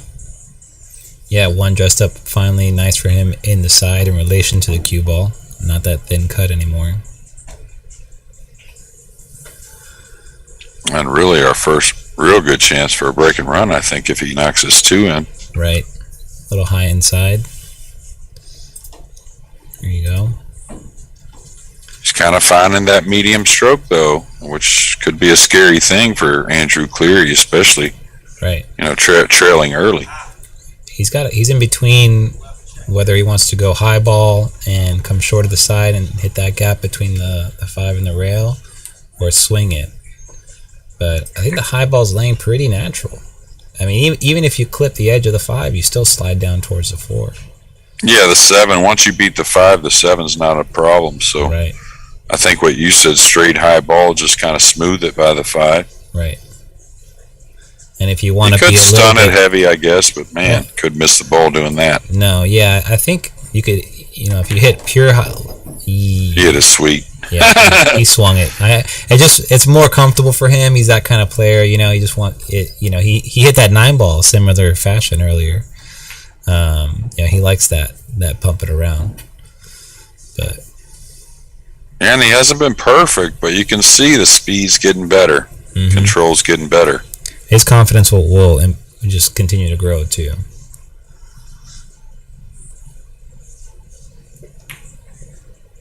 Oh, hit the short rail. Close to a half ball, maybe threw it a hair towards the bottom. Yeah, he was a little jabby with it, yeah. So it kind of, grabbed a little on him. Because you got to remind yourself, right? These guys are great players. Ain't no way he's aiming, from 6 inches away, or a foot away, that thick on the ball. It's always the stroke that makes that happen. Mm-hmm. Unfortunate scratch there for Cleary. Yeah. Could have had a slightly fuller hit on the 7 and been perfect, but. Well, one thing I like about him there, he knew he was going in that ball, so he committed to the stroke on the shot. Just a little bit of an unfortunate roll. Right. He's set up pretty full here, so top inside, maybe draw the ball. Yeah, the big thing is, that 6 to 7, all the work is really just making sure that you get the good angle. You don't want to get to a spot where it's awkward, but he managed it. Throwing that rack around a little more. Yeah, it's like a hockey puck out there. I think that's maybe end up being a trademark for Dominick Dunn. And now, what is it? A 4-game lead, 8-4. 8-4. The betting lines are going crazy right now. Yeah, the live action lines. Yeah.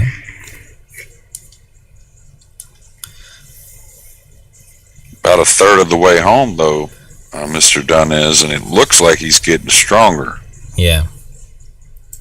Could be a terrible sign for Tampa's own Andrew Cleary.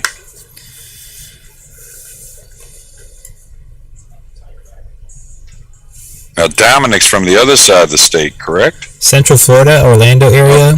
Oh, he's Orlando. I thought he was more towards the East Coast. Okay. Yeah, he's not too far from Rax Billiards in Sanford. Shout out to them, to Pedro Bada and them. And Andrew is not too far from Strokers over in, he's in, Strokers is in Palm Harbor. He's in Tarpon Springs, just a hair north of that. But right. Yeah. Yeah, it was, like I said on my videos for this promo for him, and got to work with him a little bit last year. Mm-hmm. It was a lot of fun. And he's making the wing ball easily. And the cue ball's moving different now. I think he's trying to make an adjustment. So I'll tell you what, if he knocks this in, get going again on rack number 13. Right. It's a bit of a tricky shot, that one, when you're close to the object ball and like 3.5 diamonds away, shooting in the upper side pocket. It's, easy to make an error, but he handled it nicely. He got perfect here. Yeah. On I think maybe the better side of the 3 too. Yeah, well, the good thing is, even though you're coming down on this side, you're not at a missable point for the 3. Yeah. If you play to come across, you're not supposed to miss the 3, but you got to get a little thinner on it. Makes it a little more missable ball. Oh, well, I'm not sure what happened there. He kind of let the tip come up a little bit. He's got a cross side bank, though. I think he wanted to whip it 2 rails forward and play like tight. Long. But he stunned it, but he had a high ball, so the hook took late, and now he ended up here, so he's got to come with the bank. And probably one of the question marks for Dunn was how he was going to keep his emotions in check during this big match. He's going to grunt loudly to assert dominance. That's his MO. Bank just caught the point. Hard to keep that short with a rolling ball because it wants to lengthen out. Was right on the cusp of whether he was going to stun it and, shrink it down, but I think he's going to stick to the cut, so feeling good. He's got an easy safety here if he wanted.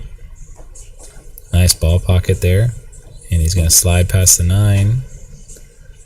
Yeah, and his speed is getting better with his swing a little, in my opinion. Yeah, he's getting a lot more relaxed. 2 rails to the side that stays there. Yeah, I don't think he would have hit that ball as nice at the beginning of the match, to your point. That ball might have ended up down by the below the 7 or something. Right. Well, and it caused a few misses too early, so that's the one thing that you can look forward to if you're Dominick, man, or if you're betting on Dominick. Looks like the ball pocketing is going up. Uh-oh. Oh, baby. Nice 2 rail position to close the rack. I hope Dominick doesn't wear himself out before he gets to 10 or 12 games. Oh, boy. We might have seen there was a comment earlier that says, I wonder what's the over-under on whether or not this cue survives this set.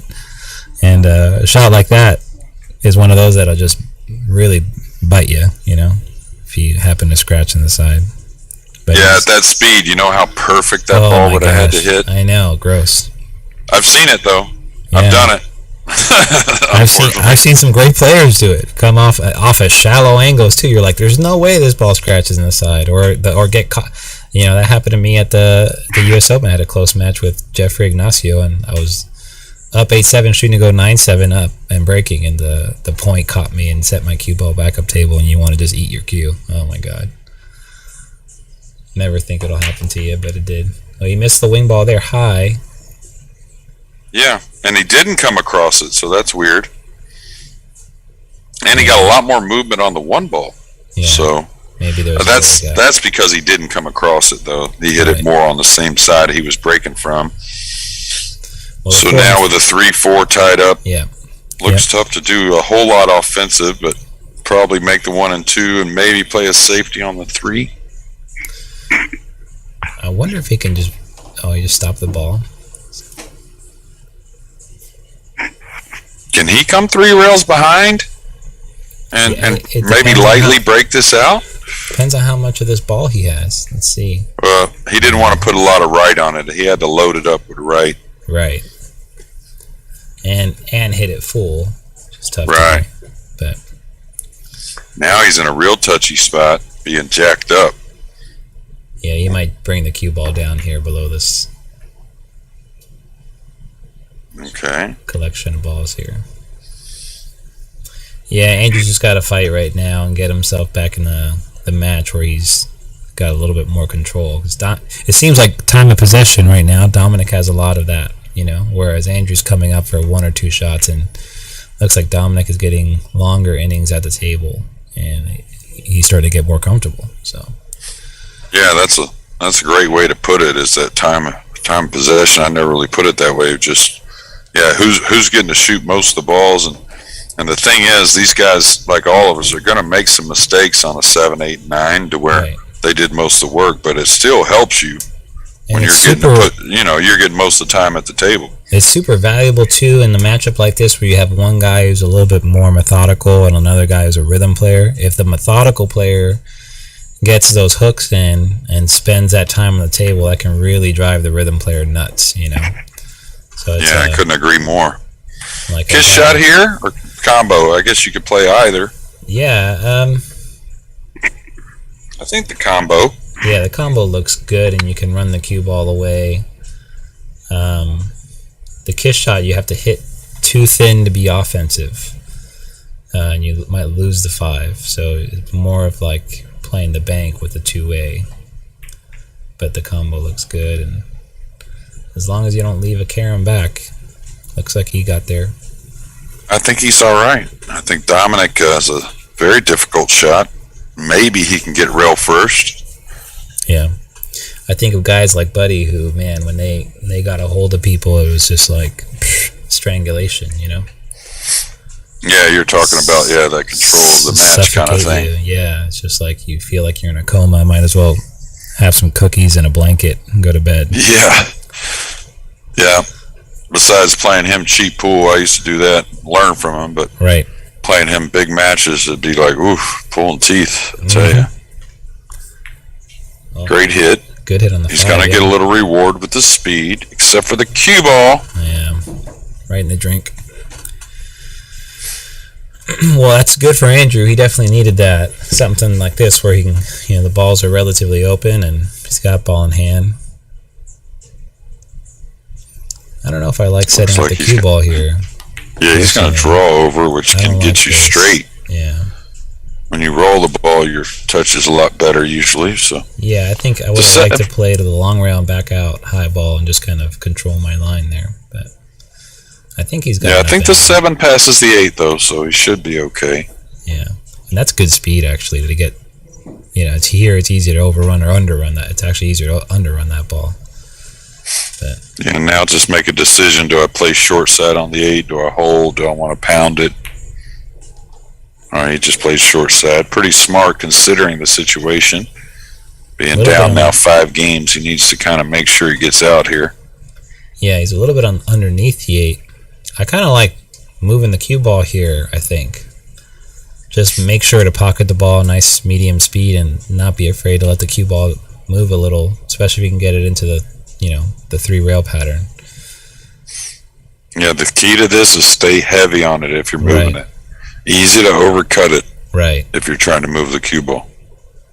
I just don't like the idea of trying to pinch it or like do something that's a little bit more delicate. Yeah, especially if you haven't had a lot of time at the table. I like this, If you Did he get enough speed though? It's close. It's close. It's hard to he can cut it. That, but I think he's okay. Yeah.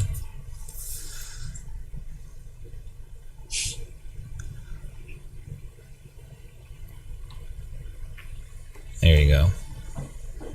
Yeah, very important out here. I know it's still, no one's gotten to double digits, but 6-10 to 4 right there. You're starting to feel that score line a little bit if you're Andrew. Right. Yeah, you don't want it to get too far away from you. And but yeah, I think that was a good recovery. He definitely needed something like that. And Dominick, at this point, he's just got to limit the opportunities that he gives away, really. He doesn't have to worry about trying to do too much. He's going to get his chances. But if he can minimize those turnovers, that's a big deal, Yeah, and just, for with this lead here and the way he's playing, he's getting better. Right. Just stay away from any kind of mistake that you'll remember after this match. Right. So, it will be turned into a meme, I promise. Yeah, exactly. Raymond, I'm going to step away for just a couple minutes. I'll be right go back. ahead. Okay, thank you. All right, so Andrew makes the wing ball, draws a cue. Wow, makes 3 balls in the break here. Good shape on the one. That was Jeremy Jones, our featured commentator here from Texas. He's going to step out for a second. This is Raymond Linares here in Tampa, Florida, and Riverview, Florida. Sweating these two guys, good friends, and obviously a lot of hype for this match. So I know some people on the rail were talking about how one guy's stealing over the other, but it's going to be a tight match maybe.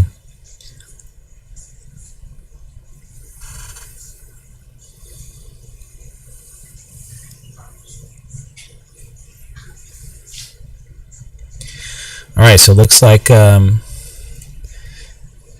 misses a 1 ball. Dominick getting his extension. Got to stretch a little bit on this one. He might just follow down and play on the short side here, I think. I'm not sure if he has enough of the 1 ball to stun it over. No, just going to stay short side. And he's on the 2. Got to get to the 3 ball. So just, I think, out in the middle of the table if we can get a cut on it.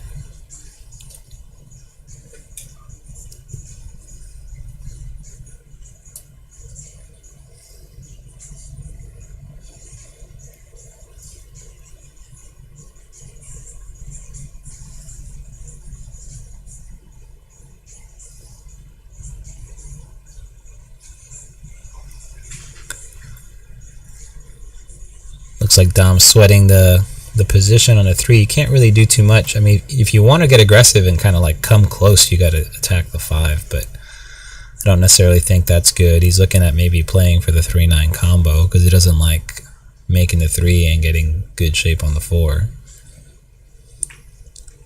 Yeah, just leave yourself an angle here, I think is good. He's actually got couple options. Something that would benefit him is pumping the 3 in and swinging the cue ball 4 rails. You know, short rail, long rail, then cross table to the opposite long rail past the side. And then it checks up off that top short rail and gives himself a shot at the 4 down here in this corner. The other option is just to hit it high ball and try and spin it between the 5-9. It's a little bit more sensitive, but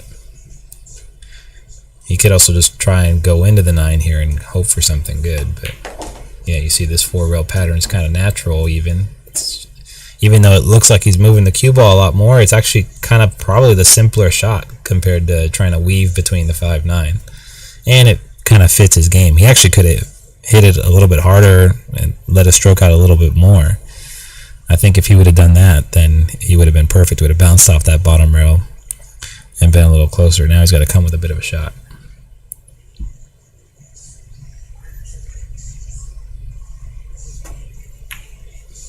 Wow, what a great shot on the 4. That wasn't easy. He's a little bit straight here on this 5. If I were him, I'd move this magic rack if I can. I'm not sure if the 5's sitting. It looks like the 5's sitting right on top of it. We'll get it from the overhead, so can't do that. But he's pretty full. Honestly, just like a center ball, just slightly below center. Draw back a hair, even a stun stop. You know, just make sure to bury the ball. Caught the point. Tough action. Looks like he's going to leave Andrew a shot again. Magic rack shenanigans. Looks like it's staying. What's the combined keyboard Fargo in the chat room? Does anybody know? Looks like we have some like above 900 players in there.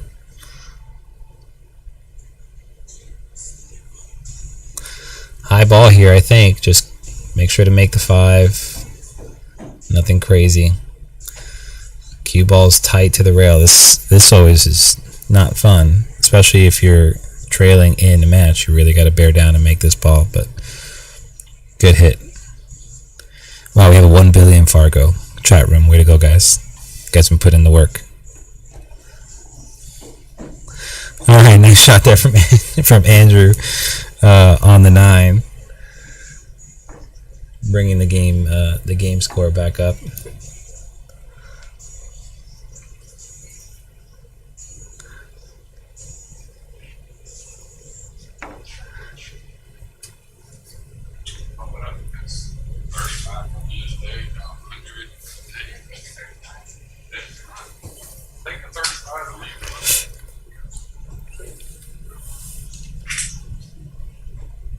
David Parker, can I get a lesson? All right, Andrew with the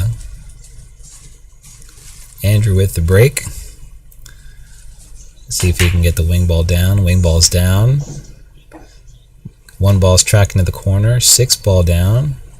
I mean, this is, you win tournaments breaking like this, so that's pretty strong.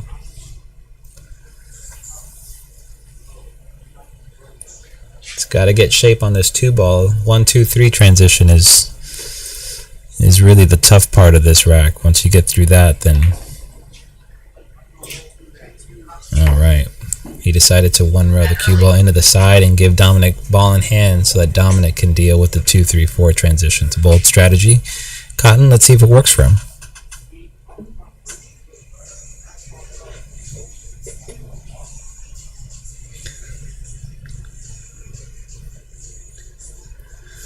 Alright, so Dom's got ball in hand. Looks like he's going to play short side and try and follow up table for the 3, also short side.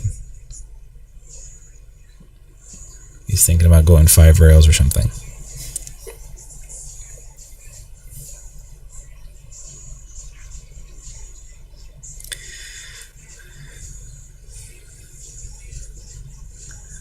Looking at the window cross table to get on like the natural side. Not a bad idea. Lots of space up there for shape. Good shot. Yeah, great shot there. Way to problem solve that rack and do something that works for him.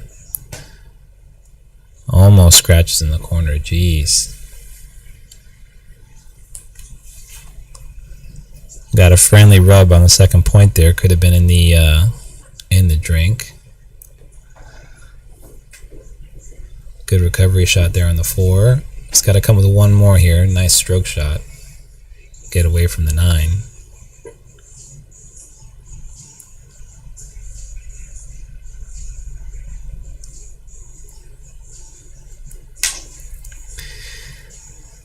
Looks like Andrew's strategy of giving Dominick ball in hand worked out perfectly for him. I called that one pretty good. Don't you think, Jimmy? Andrew's got ball in hand on the 5. And it's, I mean, really it's connect the dots here. They're pretty out there. Just draw back maybe a hair and get close to the 8. You don't have to do too much, honestly, you know. See here he drew back too much on a little bit of a wrong line. Now he's got to move the cue ball a little bit. Whereas if he was straight in, even if it was a little bit further away, you know, you get that nice stop shot. But still, good recovery there. Ended up straight on the 9. That's what you want. Your favorite shot.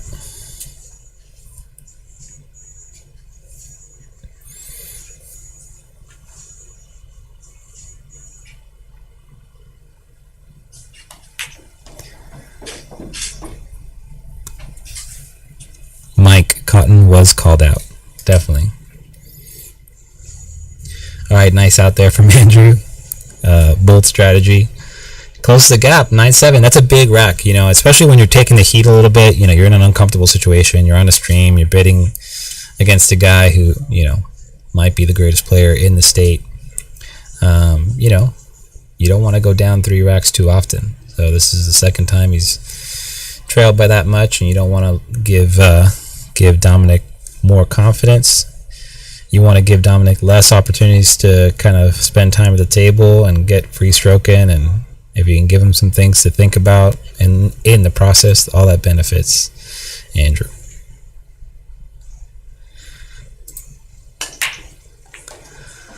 Another good break. Wing ball down. Looks like the 6 might get him. I think you can see the bottom part of it.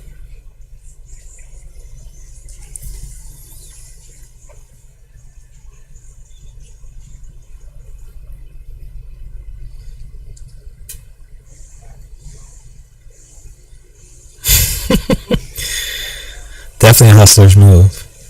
Alright, push out called from Andrew. Cue ball's going up table. He's probably going to try and pocket the 9. Get it out of there. Dominick like Dunn has option. Probably see him put Andrew back in here. Andrew's going to cross the 1. Put the cue ball on the... Oh, no, he left the 1 there and sent the cue ball up table. 5 kind of came up tight on the 9. I think it still goes in that corner pocket, but looks like Dom's going to come with this long shot on the 1.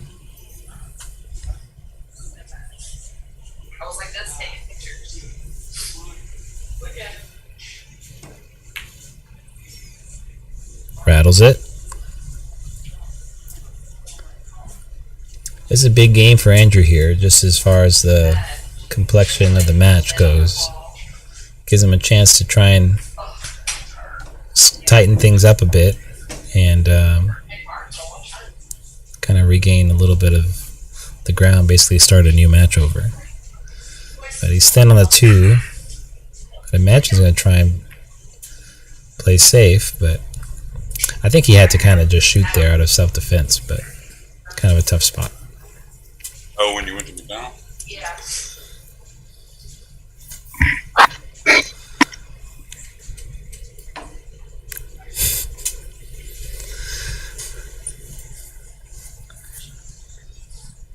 All right, so Dominick looking at a bit of a stretched out 2 ball, up and down position.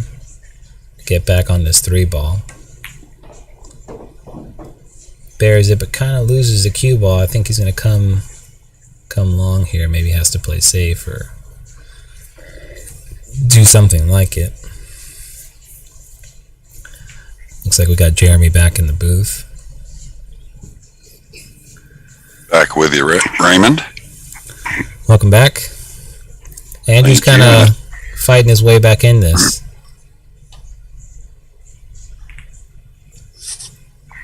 Kind of an unexpected miss on the kick there.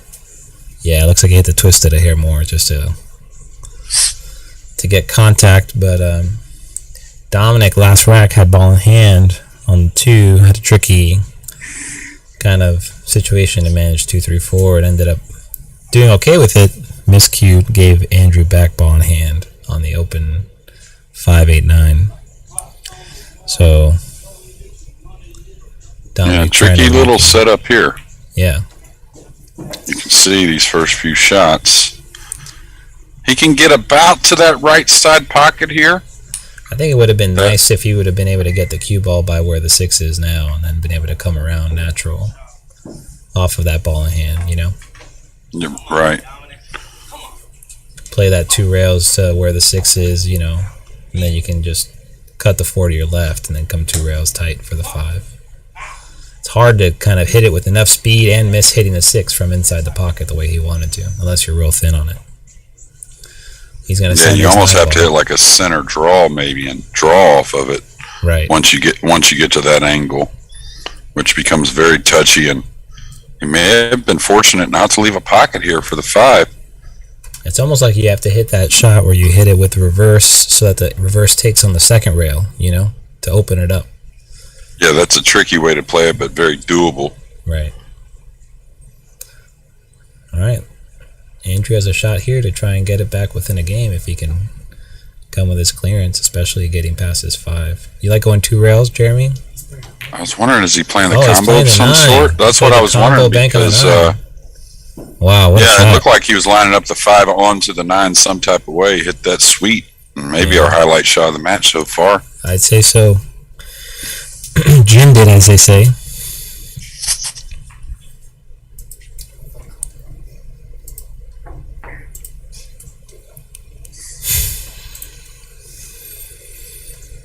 (9-8). I mean, Andrew's clawing back, showing some heart, you know. He's giving Dominick an opportunity to dog it. That's what we say. You got to give your opponent an opportunity to dog it, even if you're not playing great.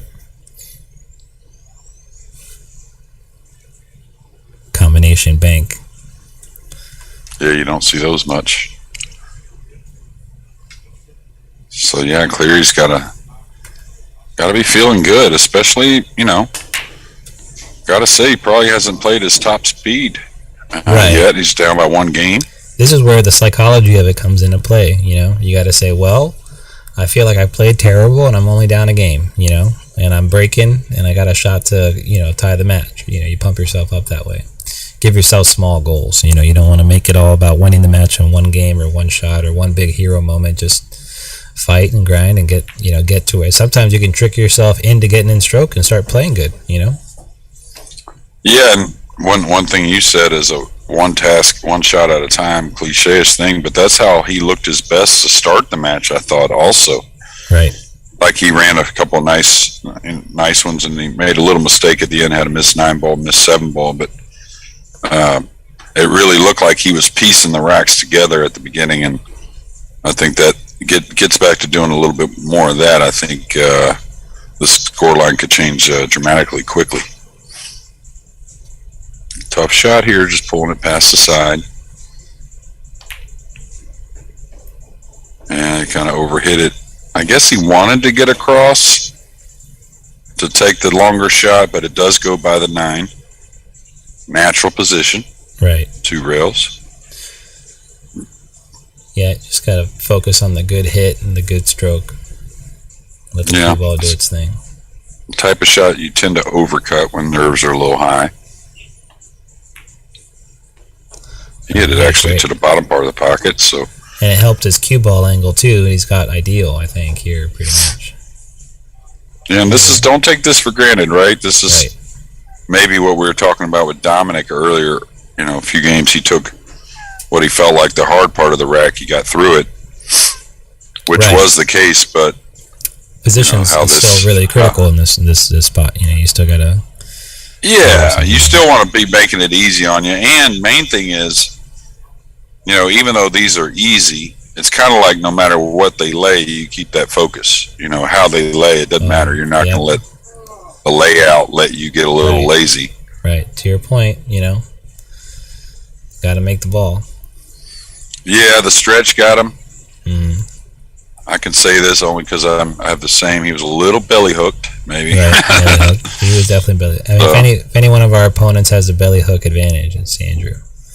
Yeah, that's right. He's got his belly reach a stat. Is that a stat?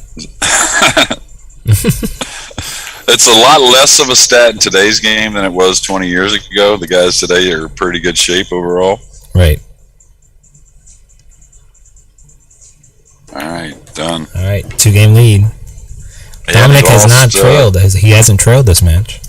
No, and he lost 4 in a row right there. So he kind of slung the cue and gave a look like maybe taking a timeout. Yeah, it looks like it. And I think that's a smart move. That almost explains part of what we were talking about earlier. There's all kinds of ways to take a timeout. He didn't like losing those 4 games, but he wanted to get a game back on the board. Right. And then, take a pretty strategic timeout right here, going into the timeout with a win. Right. Yeah, as opposed to, like what you had said earlier when Andrew had won that one game, to take a break. And it's an asset for sure. It's definitely a tool. Because now they're there to be used. Because now Andrew has to think about that 6-ball. Yeah, and it's just, he's got to get through it. He's got a chance to take his time getting through it, which is kind of a good thing for Andrew if you can look at it that way. But right. But also he's, just basically as simple as you're taking the time out. Well, and it's a little bit more of a positive thing, what happened before the timeout than it is. I know he's betting us for Dominick. I know he's betting a small motorhome on the side, so it's one of those things. You just got to fade it. How's everything going over there in Texas? Coming back from the UK, have you been able to wind down, spend some family time? Or are you getting some practice sessions great. in? I was home a couple weeks. Worked a little bit, not a whole lot. Just did a lot of Christmas stuff, and then had a great Christmas. We got a new puppy. Nice. So back to work a little bit more this past week, and then on to 2022 is going to be a very busy year. It looks like for pool. Yeah. A few different things happening, on the professional side and some of the regional stuff happening, it's kicking back up. It's good to see some really good players in different parts of the country starting to kind of show up and do some pretty impressive stuff. I think, one of the things I think about too as far as American players go, I think we have a lot of guys that are super talented, maybe just don't have life set up around being able to compete regularly against, the top pros, but they sure hold it down on the regional side.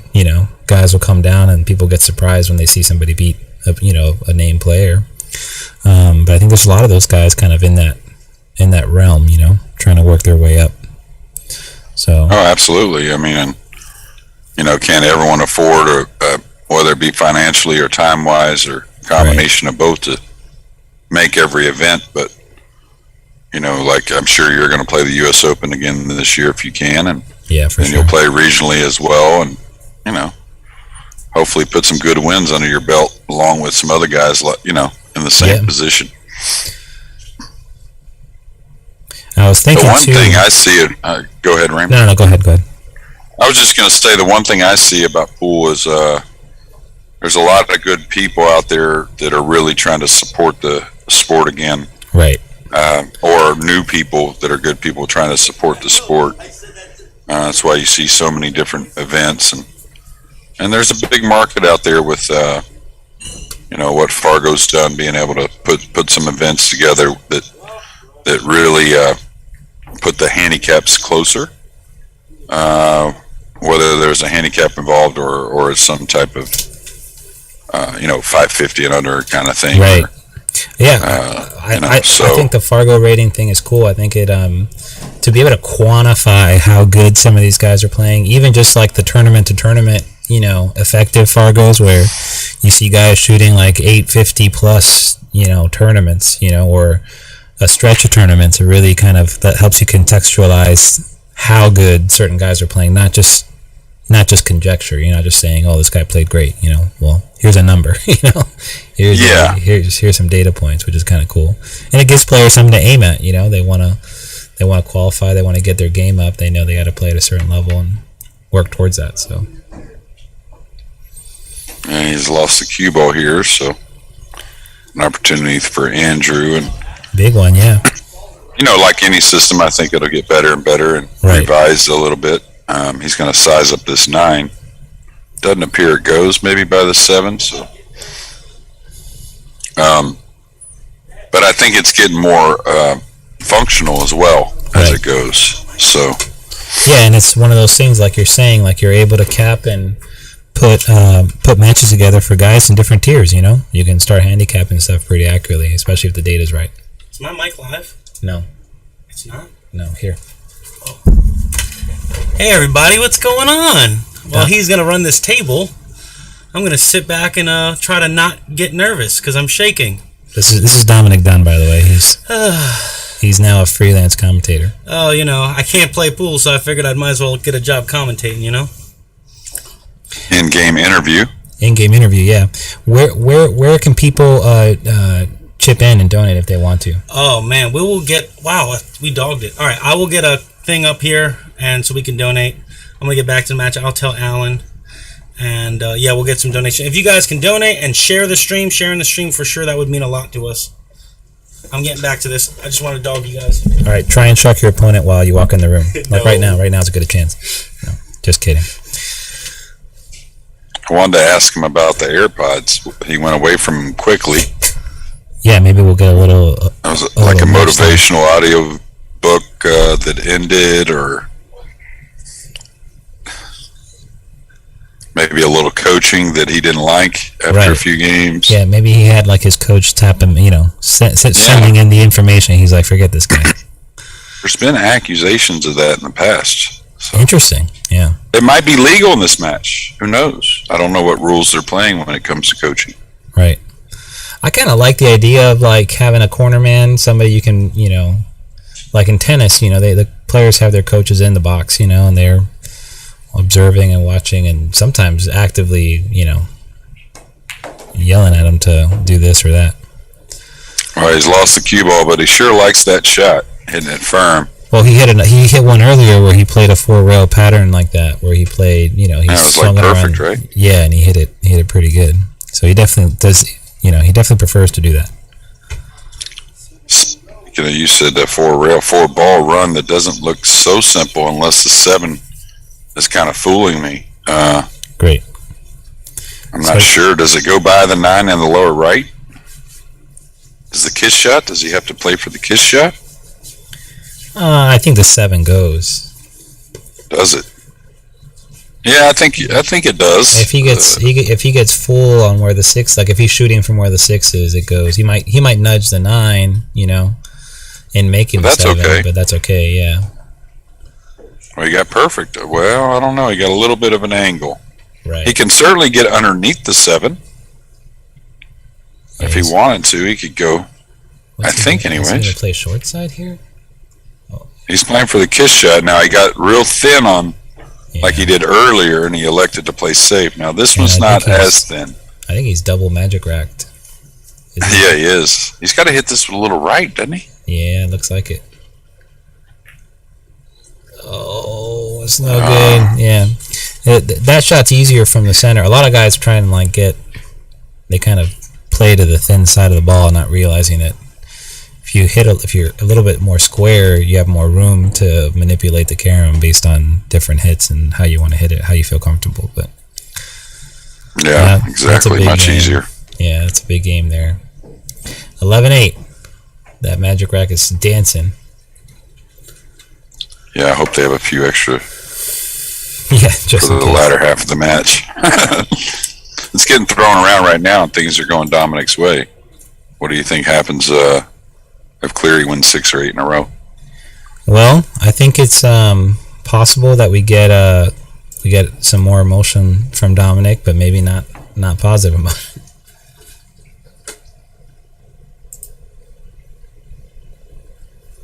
You can see Salado,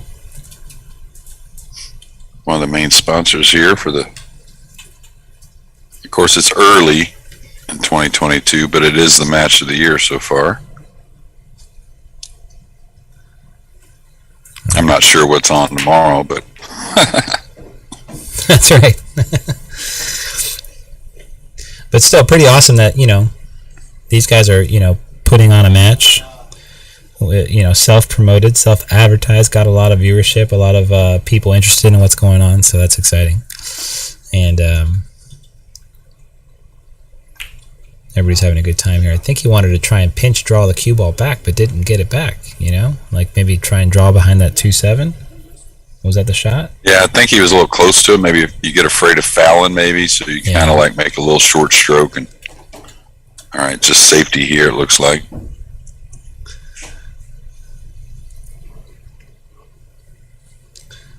Yeah, he's on the good side too. He can roll on the fat part of the 7. Yeah, this is where you really want to squeeze him if you can. That's good.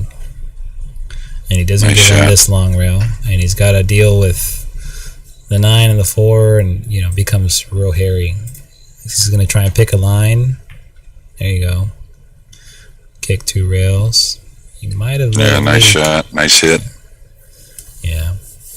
So you think this kind of shot, like the ball pocketing between the two guys, is the difference? A little bit of the difference? Seems like Cleary pockets the ball pretty well. Yeah. Maybe Dominick a little straighter shooter? I think so. I think Cleary likes to maybe keep things more natural, more simple. So, and Dominick just kind of really wants to more get going. He's like a rhythm guy. He wants to keep it pace up. He doesn't like to overthink things too much, and can really kind of gear up a hair. He play a little bit higher than maybe what his skill set will let you think. I think Andrew might just be prone to being in his head a little bit, whereas once he kind of gets settled down, he can kind of play pretty good for his range. And you mean in his own head? Right. Exactly. Yeah. Yeah. All right. He's got to address this with a little side spin. Don't think he's going to dig on the cue ball.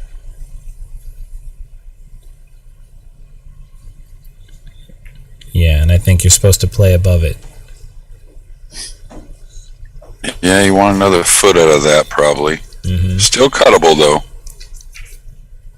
Scratch is huge cross side, but yeah, you just got to manage it. Yeah, you usually scratch when you actually miss the ball. When you make it in this shot here, you're not going to scratch too often. Do you like playing this with inside? He hit it pretty sweet, I thought. I like the stroke. I mean, he got a cut on the 6 in the side, so.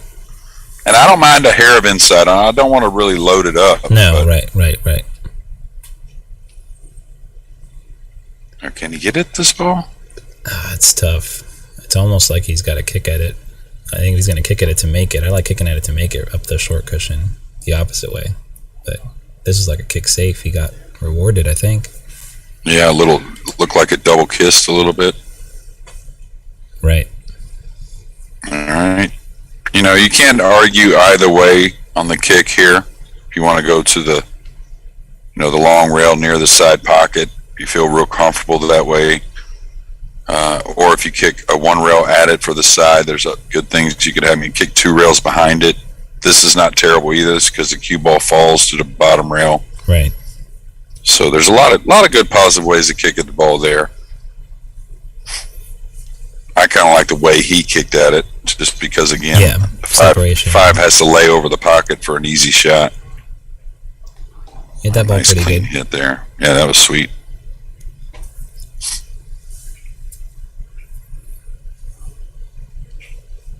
Cleary looks, real good on the shots he feels natural about. It seems when he has to put a little into the cue ball, he gets a little quick with the stroke. Right. When he has that natural angle to move the ball, he stays real good with the timing. He's just got to do the same when he needs to draw the ball or kind of put a little more into it. Like a shot like right here, if he's going to move to the center of the table, just go ahead and stroke the ball around the table. Right. Just like there. Perfect. Mm-hmm.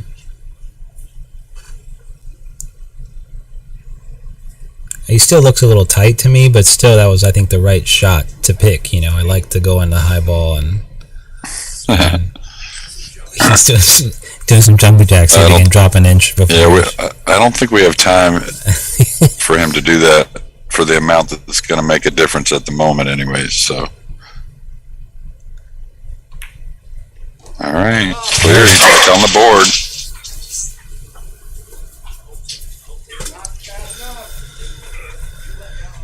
Good out there.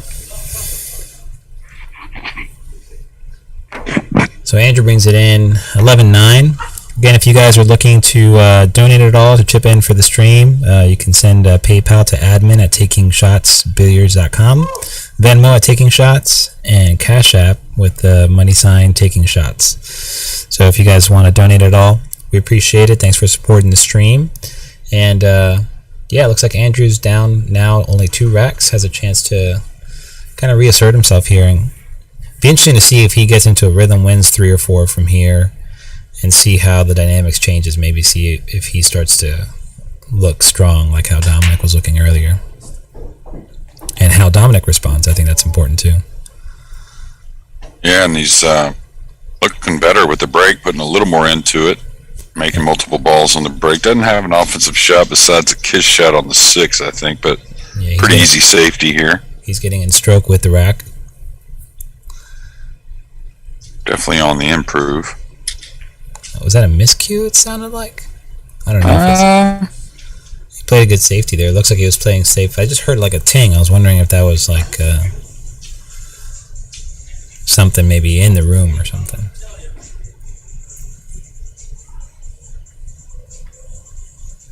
Okay, this is one that, a lot of times you can slow roll this kick if you're comfortable. Some good things can happen.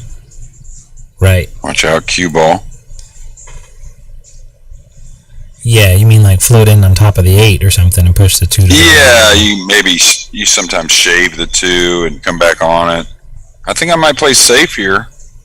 Crossover. Putting the cue ball behind the 3-8. Yeah. I guess the 3 goes. If the 3 goes, that was a really nice shot on the 2.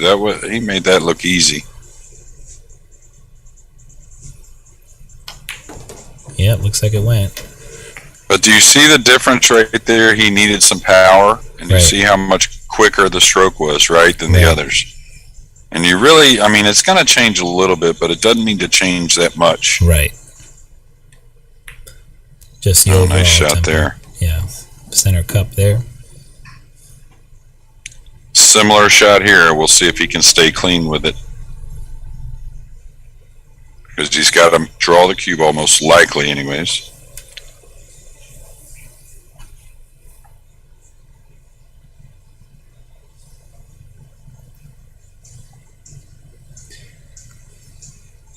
Looks like he's cutting it towards his left. Look at that. And you see how clean he stayed with the stroke? Yeah. Hit it real nice. Yeah.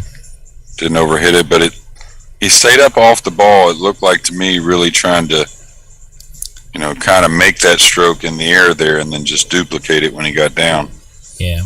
He hit that ball with draw, brought himself real close to the 8, and good speed control on that. I'd sling the rack up table like Dominick likes if, now if I was injured. Right. And was he shaking his head that this was not going to get conceded? No idea. He's talking now, so I have a feeling he's starting to feel a little better. Getting his voice back a little bit. Just as I'm waking up, he's falling asleep. Yeah, now reaching double digits, 11-10. That score will be adjusted momentarily. Yeah, this is about a good time to come off the stall here. Good time to maybe get a live action bet on Andrew Cleary. By the game. He's coming around. Woke up a tiger. We haven't seen Dunn on the table a lot the last few games. 11-10. I think he's dropping the fast steady, I'm back line. Well, he's dropped 2 again. He's got the 1 and 2 near each other, so little simple draw stroke here on the 1.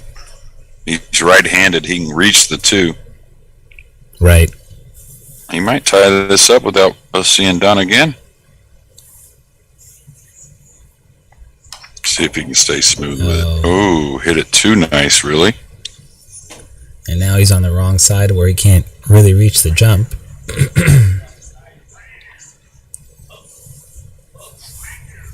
Bridge. Is he going to bridge jump it? I think he's just doing that so he can kick at it. Got it. All right, just kick the 2 down. That's exactly how you play it. Just kick the 2 down. Hopefully the 2 agrees with something down there.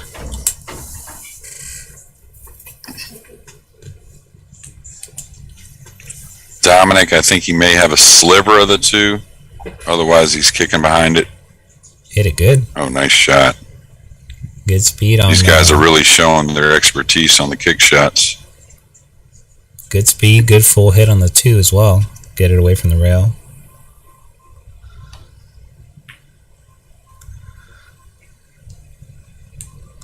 Well, this is going to land with a shot, I believe. Uh-oh, is Dominick even let the 2 stop rolling? No, I think he was trying to shoot while the 2 finished just as it rolled.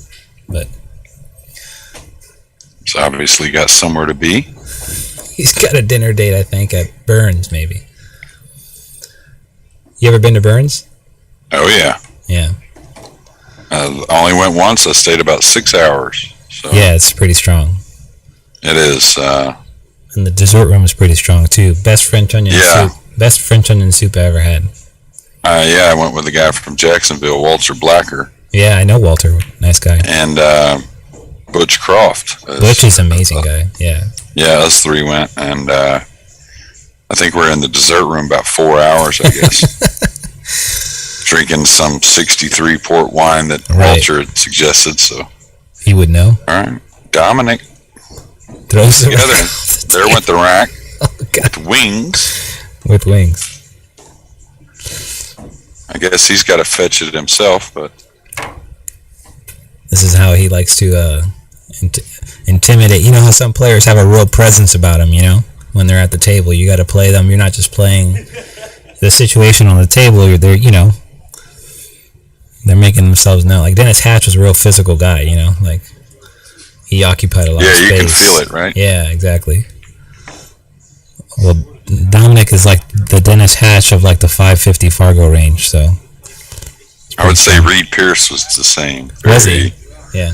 Yeah, I mean, you could just kind of, he played a lot of heart, a lot of fire. I saw that one final of that U.S. Open. Yeah, and I could see that a little bit from just that match, but that's really one of the only matches I've ever seen him play. Oh, yeah, he was a great player. Yeah. And a guy that underrated, probably. Stayed in great physical shape. Could have played for a long time. Decided to go into business a little bit. And I thought gave it up a little early, but from what I could tell, had wonderful hair too. Great hair. Well, if you ever asked him, he'd tell you that. That's for sure. So that's something we always mess with him about. Hey, Reed, you got a couple out of place, and he'd wave his hand. Is it okay? Is it all right? Yeah.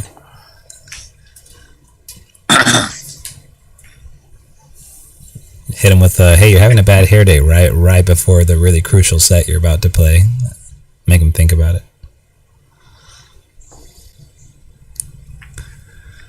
Well, he tried to just roll it in, leave himself something long to look at, but overcut it, jacked up. Yeah, just be careful putting the 1 near the 9 here. Having something bad go wrong, give it up an early win. Right. Well, I think he got him nabbed behind the 5 here, or behind the, what is it, the 3? No, it's nice shot there from Dominick. Rail first, good shot. I'll tell you what, even though Cleary's put a few together and looked a lot better, Dominick's really not let him, kind of like... Yeah, he still looks confident. Mess with his rhythm or anything. He's still feeling confident, looking confident. Yeah. Nice shot there if he gets a little bounce. Too. It's like a tricky, nice shot. Yeah. Like a shot you might see from like a Filipino or something, like a Roberto Gomez might play that shot that way. Exactly. Don't kind of like a shot you say you use your talent more than it was just kind of natural, right? Right, exactly. Okay, don't let anything silly happen. Get flat on the rail, any of that. Good angle. A little sharp here. I think he's fine, but... Yeah, he's good. This is another one of those, you could look at this like it's tough, but I mean, you're just kind of fooling yourself. Just remind yourself how easy it is. I mean, respect it and all, but don't fear it. Good angle here on the 7, too. Same kind of shot we were talking about with Cleary. If he stays clean with it, pretty easy shot. Yeah, buried it. They got the deep reaction on the cue ball where he hit, past that second diamond. Hit it good. Yeah, a little swagger there from the 7 to the 9 as well. Watch how he comes up off the ball. He knows he hit it well. Let me sweat it while all y'all do. Position while he waits. Back to a 3-game lead. Yeah. And we're nearing, just crossing the halfway point of the match as far as Dunn's concerned. Yeah. This was that was game 23 out of a possible 49. So.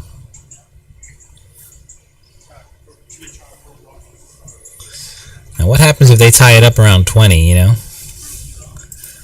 wonder I wonder the antics we might see. Yeah, no holds barred.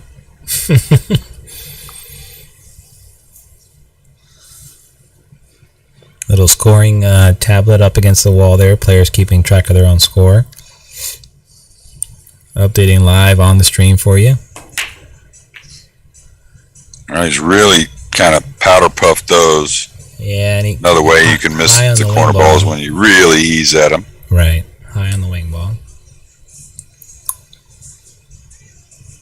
All right, Cleary's got a nice shot on the side. Pretty natural position to come one rail between the 2 and 9, I think, anyways. Looks like he's drawing it.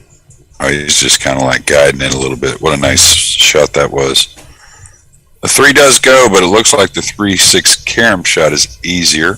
Right, and it probably sets you up for shape on the 4 better if he can get high on it. I think he kind of got perfect from nowhere. Yeah, great. A lot of people would have drawn up the rail, but he's showing his expertise right there, just coming in nice and tidy. Yeah, notice too where the 3 ends up in relation to the 4 after that. Just kind of likes to dress up there. And he's just got natural position built in. All right, stay off the rail because you got to get it back down table. That's kind of a shame he didn't have the stop shot angle there. off the 3, because then he had position built in. I guess he had a little bit too much angle. Now this makes transitioning a little bit more difficult. Yeah, but if you just stay off the rail, he hit it sweet. Yeah, can't express how important that is. Like, you can draw back underneath you. You can do a lot of things when you're off the rail. Sure. You can handle a lot of angles, but he hit that shot really nice. He's overcut the room red here. Yeah. But on that carom, the speed on the 3 was important. I think you wanted to stay, if you could, straight, where the cue ball is either straight or going into the rail as opposed to on the inside of it, Yeah, to where he can play the 4 in the opposite pocket is what Raymond's saying. It makes it much easier. Right, you're done. Once you make the 4 or once you make the 3, you're gravy. Looks like Speaking of Dunn, he may have gotten away with this. Nope. No, I think it slides in. I wouldn't be surprised if it slid in. It just depends on how he hits it. He can't, Can't chunk it. He's Right. got to cut it. There you go. You have plenty of pocket. You drive a truck through there. Yeah, these guys have hit so many shots just, perfect, right? Right. Yeah. To have some misses sometimes here and there, it just shows you how tough the game is. He's got a nice natural line, too. And he's going to play on the short side a little bit, Yep. It looks like. Yep. Nothing wrong with that. No, that's perfect. If you're more comfortable with that, that's fine. Yeah. And that's, I think, the style of play that Andrew wants to play. Keep things real natural, real clean, not a lot of excess stuff. Shoot it over the magic rack, why not? All right, cuts it back to 2 games, 13-11. I mean, this is really the match of the year so far. Undoubtedly.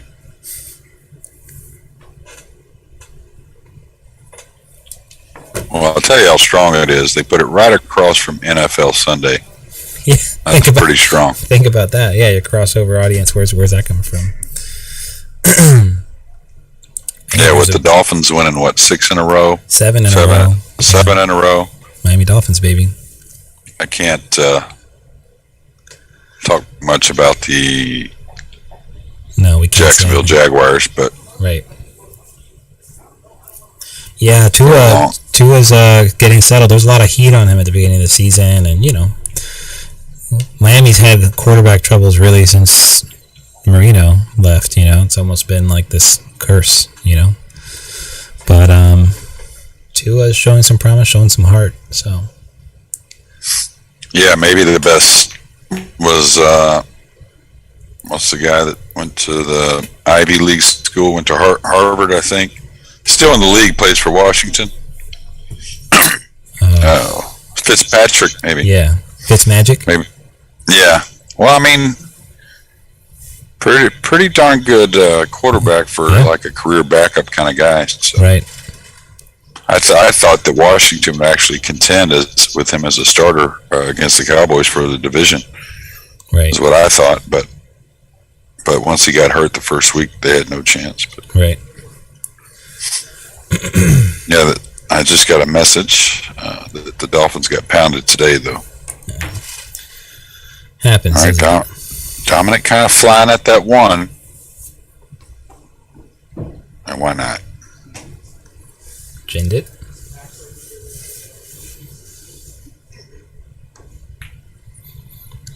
Staying aggressive. Little body language. Cue ball's going to fall in that gap, maybe. I think he might have got the friendly part of the gap. Yeah, he can still cross it over, I think. I think he might be able to. Can he twist it in or no? No. I don't know. Safe, yeah. He's going to use the 4 and the 7 to get the snooker, though, it looks like.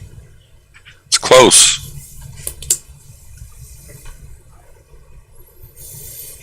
I think he's got him. He's looking at it now. Might be one of those that you jump, with like your break cue or something, He went at it with the shorty.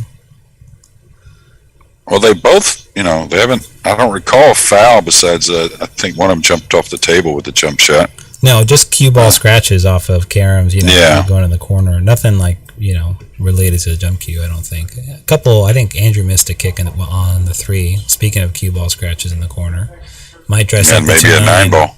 Yeah. Oh my! Well, I think Dominick's going at this. I think he's supposed to. Yeah. I think I would tell Buddy Hall to shoot this one. Yeah, it's so close, and you got safe built in as well. The cue ball's going away. Just chop it in. Even though Buddy would say, it's the only way you can lose, but this one's kind of, oh my God, he did. But he was right. kind of whacked at it a little bit, but yeah, he likes to hit the ball a little more firm, but right. Tough shot He's here. going to roll this ball in.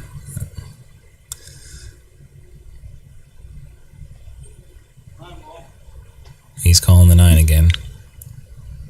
Probably makes this one. Yeah, After missing the ball in hand one, that's how that goes. Exactly. The carom here ain't bad. Well, he shot it in. I told you he probably makes it, yeah. Yeah, he shot it in like it was supposed to go. So Cleary's got to take that one off. Sounds like, it definitely didn't roll off. No, he hit it perfect. Sweet. Come over the top here.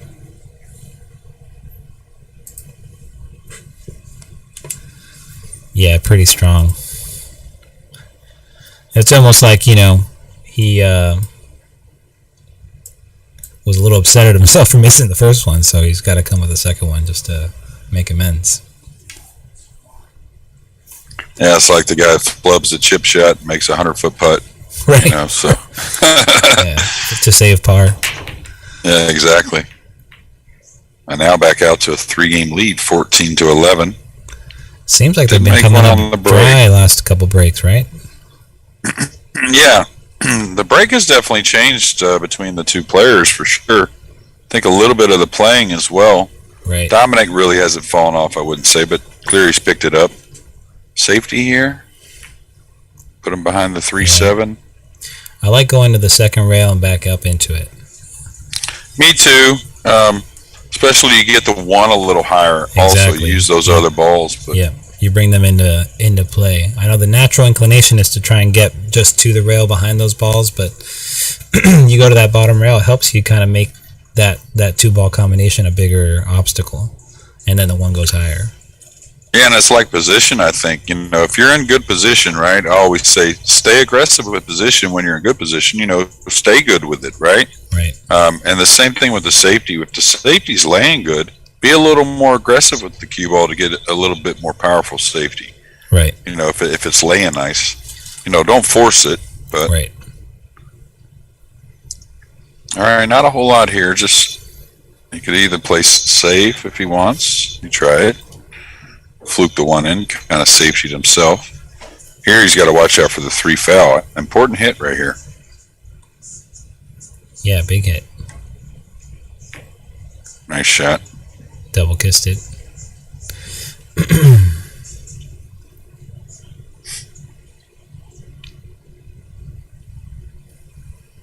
So can you softly bank the 2 across the 9 and dodge the scratch? Yeah.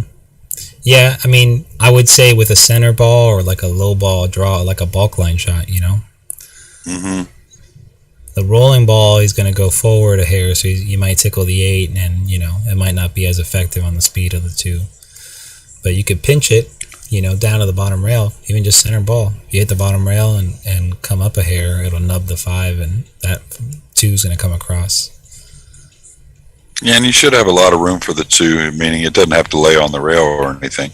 Right, yeah. And he's overhit it a skosh. Yeah.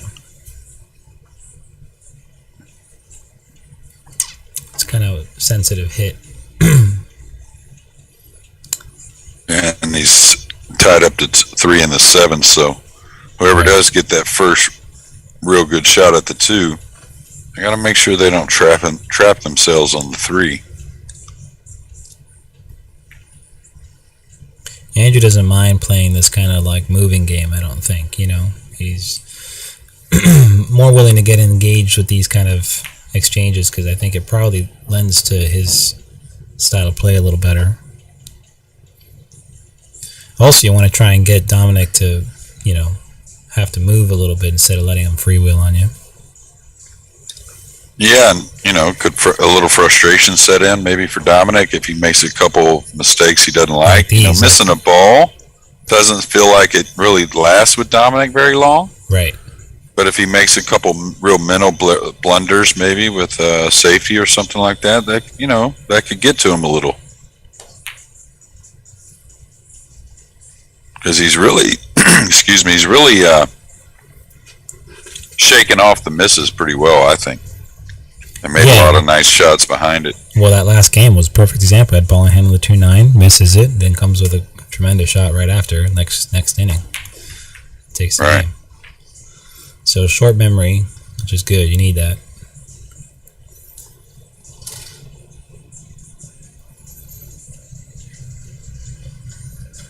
A little bit of a tester. I think he's got a little bit of that angle where he's going to stun to the rail and then out.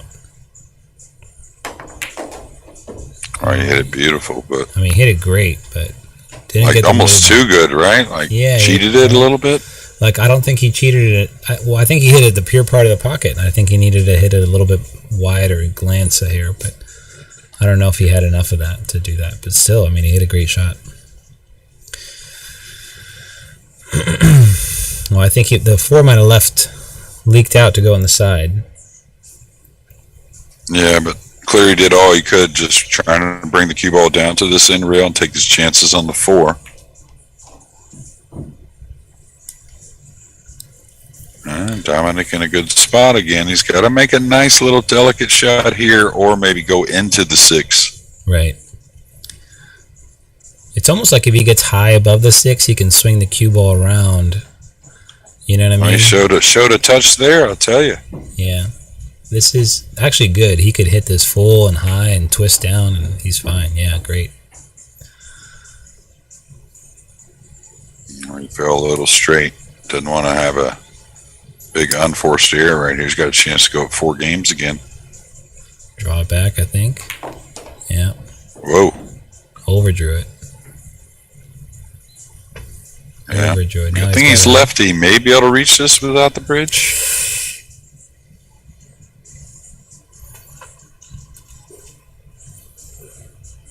Tough action.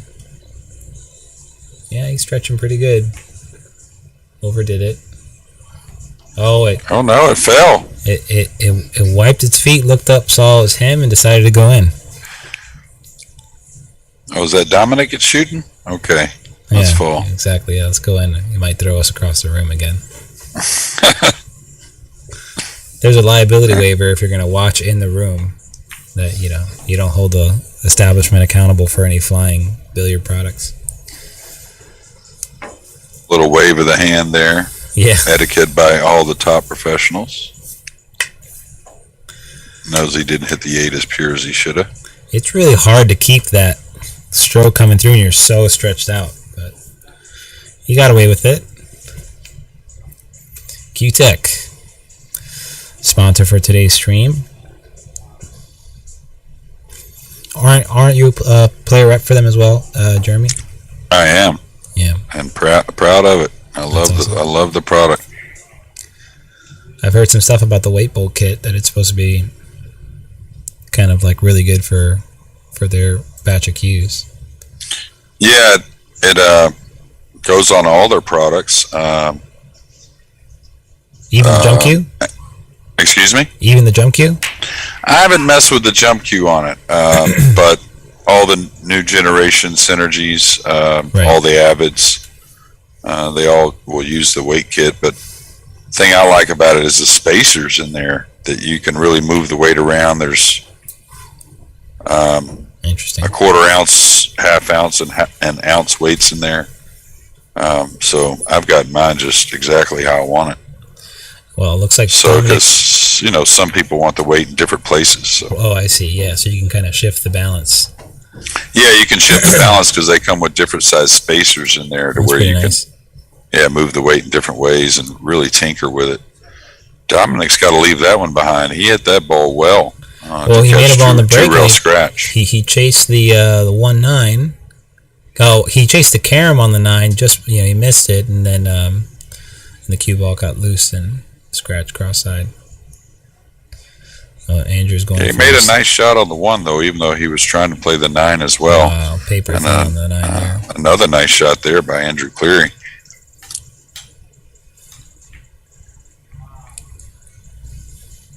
And getting to the point where he kind of needs it, right? Yeah, I mean, you're getting to the point where you can start counting the number of misses that you're allowed, number of mistakes on your hand. You don't want to get to that point, You have less leeway as you come around the corner here. Yeah, 15-12 after 27 games.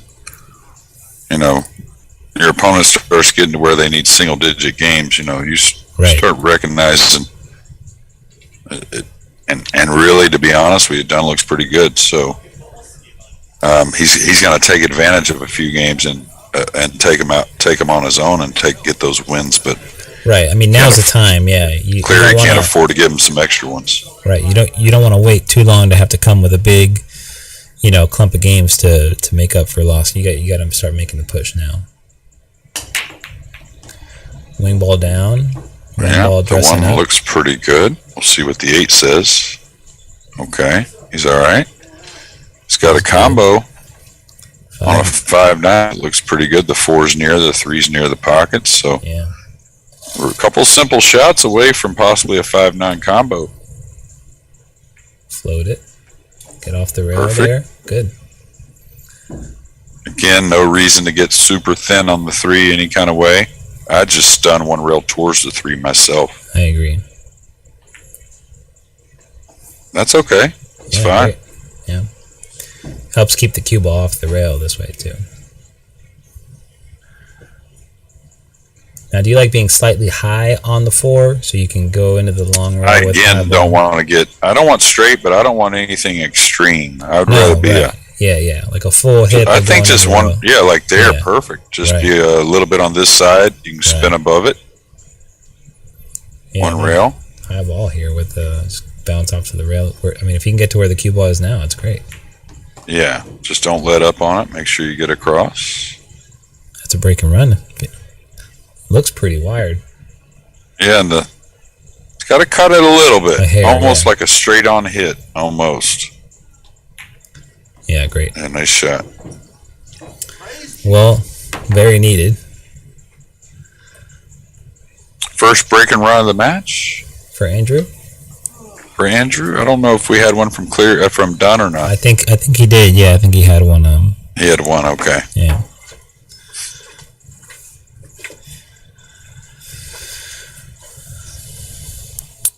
Derek is asking where we're playing. We're playing in Riverview, Florida. This is at a little private facility here, a little streaming setup with really a pretty nice setup. They've got 9-foot diamond, 7-foot diamond, a little poker room and a bar. And then the audio booth I'm in, there's like a big workstation here, a bunch of monitors and camera inputs and stuff coming in. So pretty first rate, considering this is private thing put together by somebody here in the community. Well, there's another 5-9. Interesting enough. Yeah, I taught him that rack actually. Okay, long shot on the 1. Set up the. Are you 10 racks in a row? Distant relative of Corey Dool? I don't know the man personally. You don't know him, okay. He tried to move on me for some steak and didn't realize who I was. So. Yeah, that's happened before. Well, nice shot on the 1 there, huh? Yeah, I mean, considering, I think, Oh, he's hitting needs to slow down just a touch right now. Yeah, a little thin on the 3. I think it's going to... May have to go into it, huh? Yeah.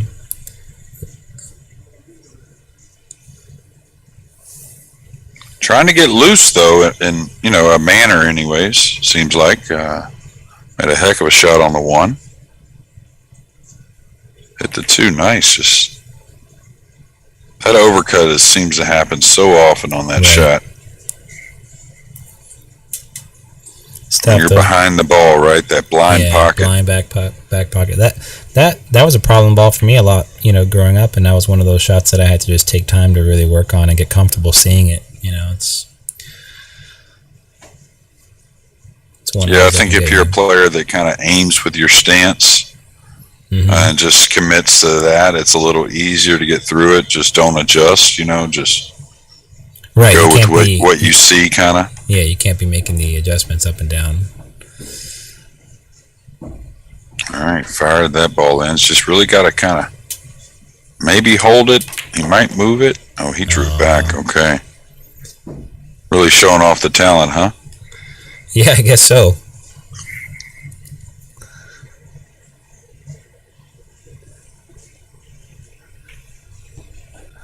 Good speed on this 8-ball, too. Yeah.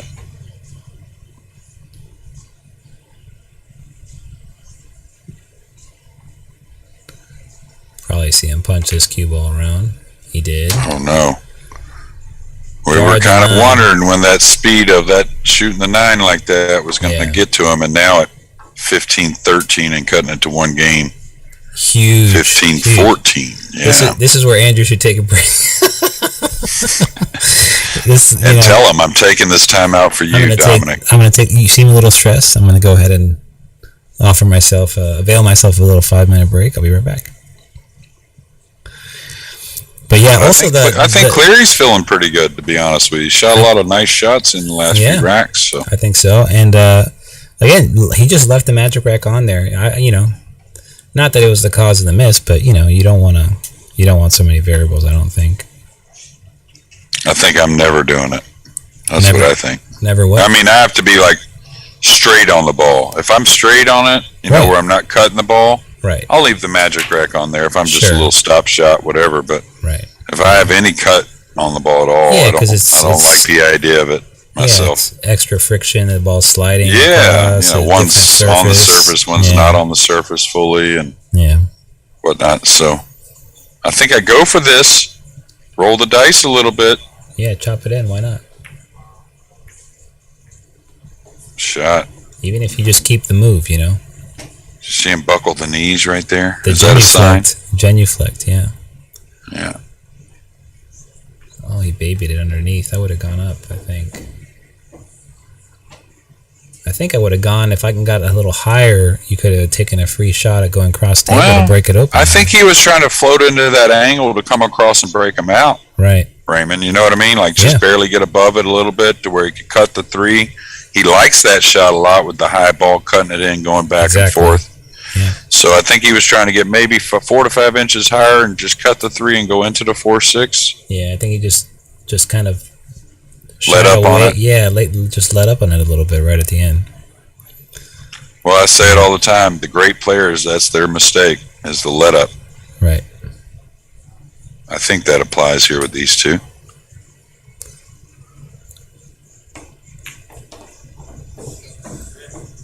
Uh-oh, side pocket. All right, he's going to be okay. Full aggro. He's going to go at the bank here. Yeah. All right, he's going to get a little bit off angle here. This is where I think he's in danger. He's showing a lot of confidence, but I think he's on the cusp of pressing. You know what I mean? Sure. Pressing the issue a little bit too hard and maybe overextending himself. He's got to be sober-minded. But coming with some nice shots. If he makes this one, and the position is natural to go cross table twice, I think. Considering how he likes to hit the ball, Pretty good effort. Yeah, the speed was there. Just rattled. Right. Got a little roll. See a little hands gesture. I think he's got the nice 4-railer safe behind the 9. Can he shave it enough to beat the pocket? Yeah, I think so. Yeah, that's the shot for sure. Touch outside. Good speed. He might have froze him. Yeah, good speed on the. He might have froze him to the 9 here. Look at this. How strong is that? Cut off the side, both side rails. That's he's going to be, he's going to be queuing kind of oddly here, coming 2 rails. 3 but he is lefty, though. I think he's got to go 3 rails short. 2 rails, not 2 rails right at it? Well, I just think it's such a small ball that way. And I think it's less likely. Yeah, but you hit it a lot more often than you think, and you got a lot of reward than you think, because you're going towards the 7 with the cue ball and the 6. You know what I mean? So I just like the idea of the 3 rail behind is what you liked, is what you were saying. I think so, because then you can split them, and they go to the opposite side rails. The 7 might get in the way. You know, you might get lucky. Here you have to hit the top side of the 6, and if you might leave a pretty good return safe. It's a weird spot. I think him being I'm right-handed, so probably that's why. Because in that line, he didn't do it, did he? Oh my God! To tie the match at 15 apiece. Wow. But I guess because I'm right-handed, I'm naturally, it's hard for me to reach that 2-railer crossbody, so I guess I'm just thinking with that in mind a little bit. But he's left-handed. Yeah. And, if you kick the 3-rail one, you have to hit more of like a center ball, because you need that speed coming up underneath it. So there's nothing wrong with that. The other one, you can hit more of a rolling ball trying to come into it. Maybe be able to use a little congestion there on the 8 to have something working for you. You know what I mean? It feels like a bigger ball with me off the 3rd rail for whatever reason. Off the 3rd rail. It feels like the ball. And it usually is. I agree with that for sure. And he's got a big pocket. Yeah, with both side pockets in a manner. That was such a big game for Andrew too, to finally get back to even. Was he going for the 9? I don't know if he called it or not. I don't see why he wouldn't. The pocket was so big there for the 1, just floated in. This is the kind of thing where, those kind of thoughts or those kind of decisions are going to limit Dominick. I don't think Andrew's going to do those kind of things, His errors are going to come more of just letting the moment get to him, maybe. Right. I don't know if he can get the 1 onto the 9 here. Yeah, it looked a little thin. I think he called it just to say why not. Right. Why shouldn't, no reason not to. I thought he had a good look at the back of Dominick's. I think he got a little something cut in his hair this last week, it looks like. Is that his jersey number back there, or what is that? Yeah, jersey number, that's right. Okay. Cleary's going to get a bit of a starter. Nothing easy, but definitely a starter. You like playing below the 7 here with just high ball? I think so. There's a big enough gap on the 6-8 to where I don't have to get perfect. So he tried to go above it, but overcut it. Because he hit it with spin, and he tried to go above it and overcut it. This is tough. Yeah. Jacked up. He's got to hit a good line on the cue ball plus speed also while being jacked up. Boy, he hit it nice. I wish I could shoot that shot like that. Yeah, it's a great shot. And I'm being 100% serious when I say that. Hit it sweet. Isn't it crazy too when you see some shots where you just that you would struggle and you see somebody just hit it clean, you're like, man, what the heck, Yeah, it's good to see though. Yeah. I do like seeing it, even though I'm very jealous of it, but I do like seeing it. All right, might play short side here. Don't flirt with that 8 or the side pocket. Right. Yeah, I agree. Great shot. Perfect speed, looks like. A little heavy. Similar to the 8-ball he cut in early in this match. Got a little on top of it, a little steep on the angle. He's going to play the safety. Attempted to play safe. Yeah, look at that. I don't think you should shy away from it, just because it's liable to have a little extra tilt factor. If you have a few of these, with your opponent. Well, the difference in that 8-ball early in the match is he didn't have the safety there. Here he has the safety, right? So that and he doesn't want to leave a naked opportunity where, let's say, he maybe hits it a little rough and it hangs up, and you give the guy another free game and get him closer to the line. You want to really kind of stop the bleeding here as much as you can. Yeah, main thing here is stay off the rail with the cue ball. Right. Really hard to go wrong with these 3 balls. Even if you have to play the 8 up in the corner, no problem. Yeah. Yeah, just float it in.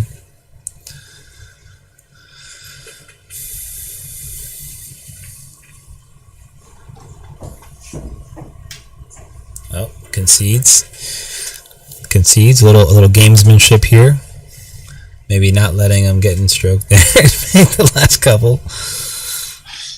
But honestly, if I'm Andrew, that kind of pumps me up, Yeah, maybe a little You're like, hey, maybe I'm getting to him. ADHD kicking in for Dominic, maybe Yeah. a little bit.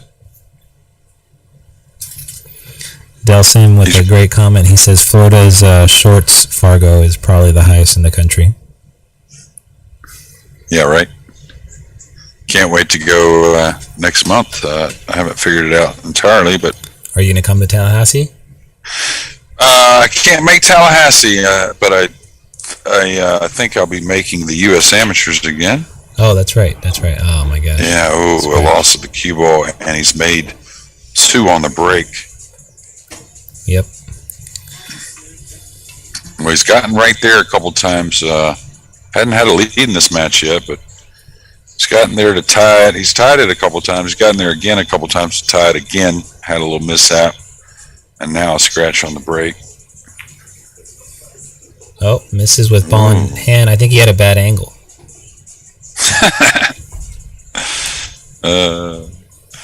I hope everyone else gets that humor, Raymond. I always say that. I say that to myself. Pretty good stuff. It's like, oh, I had a bad angle. Yeah. It's kind of true, really, when you think about it, but... Sweet stroke there. Yeah. I don't know if he got it rewarded with a pocket for the 2, but... Now, do you like 2 reeling it and following down underneath the 3 there? Or maybe the 9? Boy. I like to make sure I get the snooker here. It looks like he's entertaining the 9 ball. Yeah, it looks like he's on the this is a tough kiss shot here. This is the type of kiss shot you want to shoot when you have a safety in mind also. Right. This is too naked for me, I think. Yeah. Soft safety, kind of. Yeah. Maybe kick behind this. Oh, he could bank it away. Oh, he's going to sell out the 2. He sure is, and really with a lot of balls hanging, so big shot on the 2 and the 3 here. Get for the 4 in the corner, you can see. Just position. Low outside, hit it great. Great. Beautiful. Oh, he may have gotten too much. Did he hit too much? Wow. Oh, my. That's so gross. Does he have to worry about the 4-2? No, if he can't stop the ball or draw back or do something, he's got to swing the cue ball around table and just play safe. Yeah, just take your medicine there. Don't lose it. No. Wow. Wow. Well, he's used this strategy before where he just gives Dominic ball in hand on the last 3 or 4 balls, and it's proven effective a couple times. Yeah, well, he gave him ball. This is the second ball in hand in this game. I think there you have to decide whether or not you want to go long or short, I totally agree. Just pick a path, and if you're worried about it, just don't ever hit it hard enough to, like when I'm playing one pocket, I know something's on a scratch, but I kind of have to shoot the shot and go that direction. I just kind of make sure I don't hit it hard enough to get there. Right. That's all.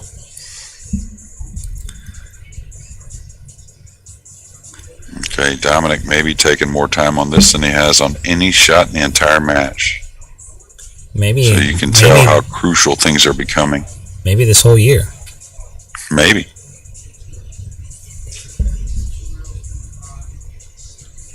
Really laying down the stall here. The ice move is strong. Especially after such a big mistake by Cleary.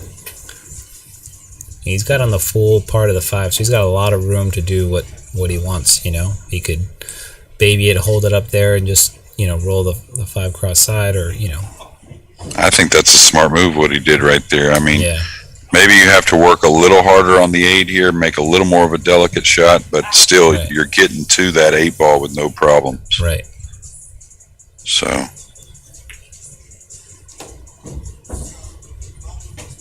pretty pure. Boy, this is a big ball. A little salt in the wound here with the extra walk around the table.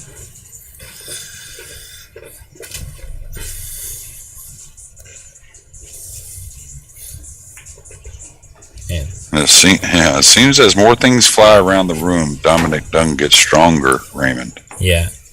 I think He's highly influenced by the Matrix, the first Matrix movie. With all the projectiles, you know. Me too. One of my favorites. Very rewatchable for sure. My main concern is what happens after this match. What's the promo video like after this? You know, so many possibilities. The post press conference? Yeah, the post press conference.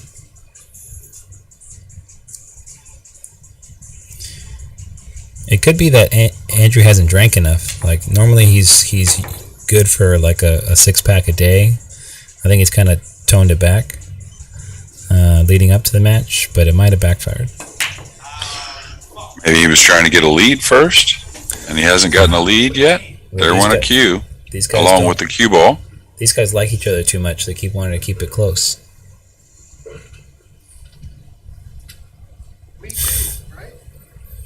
I'm not sure what Cleary's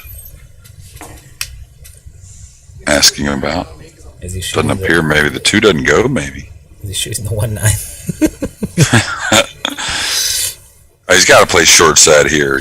Can't rely on combinations to beat Dominick Dunn. I think you play the short side, go to the long rail, try and go at the 7. I think come behind it.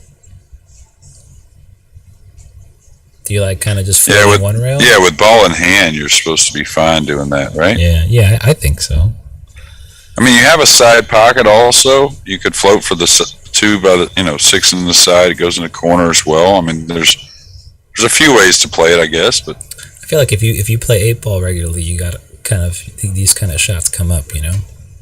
Absolutely. Now he's going to play the combo, which is certainly going to tear the 2-7 open a little bit. He will be drawing the cue ball back.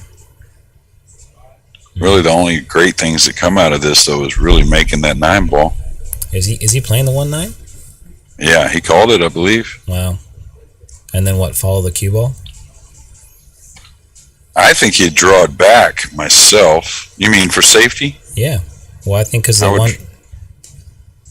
Yeah, but the 1, if he hits it anywhere accurate, should go into the back of the 7 or 2, I think. Right. Oh, he stunned it. Oh, he overcut it a lot. And look at that. Does a 2 go now? Yeah, the 2 he goes. I mean, an option of playing a 2-9 just in case he falls a little funny. Yeah, it's not like they don't need to be neighbors for Dom to go ahead and full send it. See here, like here, if he gets funny, right? Exactly. He might play this combo. The combo probably lays easier than in the pocket. And then the run out, maybe, because he does have to work the ball. I don't think he can level out and come with a high ball here. No.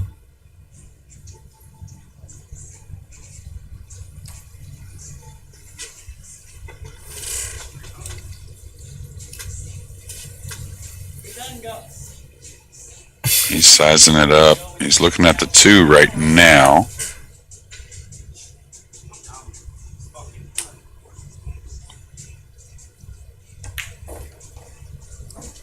All right, hit it sweet. Yeah, clean hit.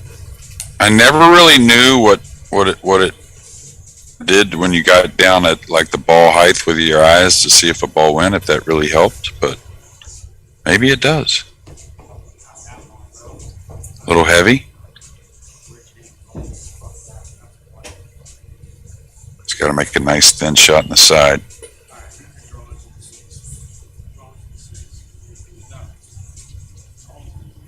Is he taking on the corner? I think he is. Yeah, he's like on the 50-yard line, I think. Yeah, looks like he's going for the corner. Oh, he's going to carry him the 7 in? Wow. Yeah. He's going to get a decent shot at the 5. He's going to be long distance on the 6. But that's okay because the 9's shootable from about where the 6 is at. He's jacked up too. I wonder if there's a rule at all on, ball and rotation fouls. Oh, scratch the cue ball almost. Eesh. Not leaving anything easy though. No. Slow roll the cue ball onto the 6. I like cutting the 5 onto the 6 and try and get behind the 9 maybe. Yeah, maybe. Or I mean, if you're feeling spry, you can just pound it pocket in. the ball, Yeah, right? Yeah. This is tough though. This is Yeah, like it's tough. hardly any angle at all, but a little too much angle to use like a top inside or just a straight top. Right. Yeah, the more I Especially look with at it, I so like trying to play the 5 onto the 6 and bleed the cue ball behind the 9. Right. You got to put a little left on it, you Yeah, a know, little bit. to make it kind of deflect towards that where you want to go with the cue ball, you know, kind of throw the 5 towards the 6 Right. instead of cutting it. If you just cut it, you won't get behind the 9, but it's just super tough. Let's see what he decides to do. Looks like he's going at the pocket. Oh, he went, I think he may have been banking that ball straight back, trying to hold the cue ball. Still not Again, getting another easy. shot Yeah. that super tough. You kind of like just rolling this ball, you think? Just taking the sure. good line, just kind of, good medium speed, float it in. Yeah, you might get a little past the head string, and that's fine. Yeah. See, it gives you the biggest pocket, Yeah, and it's just kind of like what the shot, how you kind of, that's the most comfortable way to pocket the ball, it looks like to me. So, Yeah, great. Wow, he flushed it. yeah, just past the head string a little, just another one, same stroke pretty much, now with the tip a little bit downward. I was afraid kinda went that at he was gonna do a kind of like medium firm stroke, and I think he's just testing the quality of that Q-Tech shaft. Really good build craftsmanship there, I think. Are the diamond rails still scratch proof? I can't remember. Maybe, I don't know. Wasn't there? Oh my God! Don't do this. Uh-oh, Don't do this is twice in the last 10 games. I mean, carbon copy from earlier, right, Raymond? Right, yeah. Gross. I hate, as soon as you hit it too, I was like, oh God, no. I just feel the pain happening. Yeah, and I was a little worried about him letting up and the draw come off the ball and him get a little thin on the 9, but Right. actually on the other hand, I actually like the stroke he put on it, just a little much is all. Yeah. It's And that, kinda like- that cross that's- table pattern is kind of it's good to kind of get experience with playing with how much of the ball hit, the speed, and the spin, because a little bit will go a long way in taking you up table. So if you need to stay kind of lateral and stay below the side pockets, that's a skill to have, especially in competition rotation for sure. Yeah, and just trying to limit your side spin is what really helps, I think. Yep. Because then you can still be aggressive with the stroke, which is what you always want to do. Make sure you're not guiding it, right? Right. Yep. You don't need a lot. You don't need a lot to get a lot of reaction from the cue ball and to get angles going up and down the table. Yeah, now the 4-9 is congested pretty well, but the 3's over the sides, got a good shot on the 1. So if he gets an angle on the 2, he can maybe open up the 4-9 mildly, Drawing it 4-8 back, mildly, maybe. like a little draw stroke right here. Yeah. Yeah, like that. So with the 3 hanging, that's okay. Yeah. He can still work here. You just float it in here. Yeah, just try and catch the uber thin side of it. That's all. Yeah. I don't think you want to, the unless you angle think did the you work. can control the thick side, come 2 rails for the combo. Yeah, I think the angle can do. Oh, the work. okay, he could. Okay, great. Yeah. Yeah, this is great.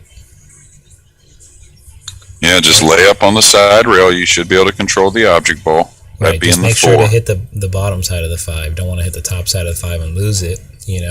Well, I guess he had good speed. Right. But As it's long as easy- he was laying on the side rail, it was real hard to lose it. Yeah. Just as long as he doesn't hit the 5 thin, and then lose the 5. Wow, a big message here, and what's going to extend the lead at a very crucial time in the match, a break and run. That and just got dead straight on the 8, There goes the rack. Yeah. Oh my God, this is priceless. Awesome.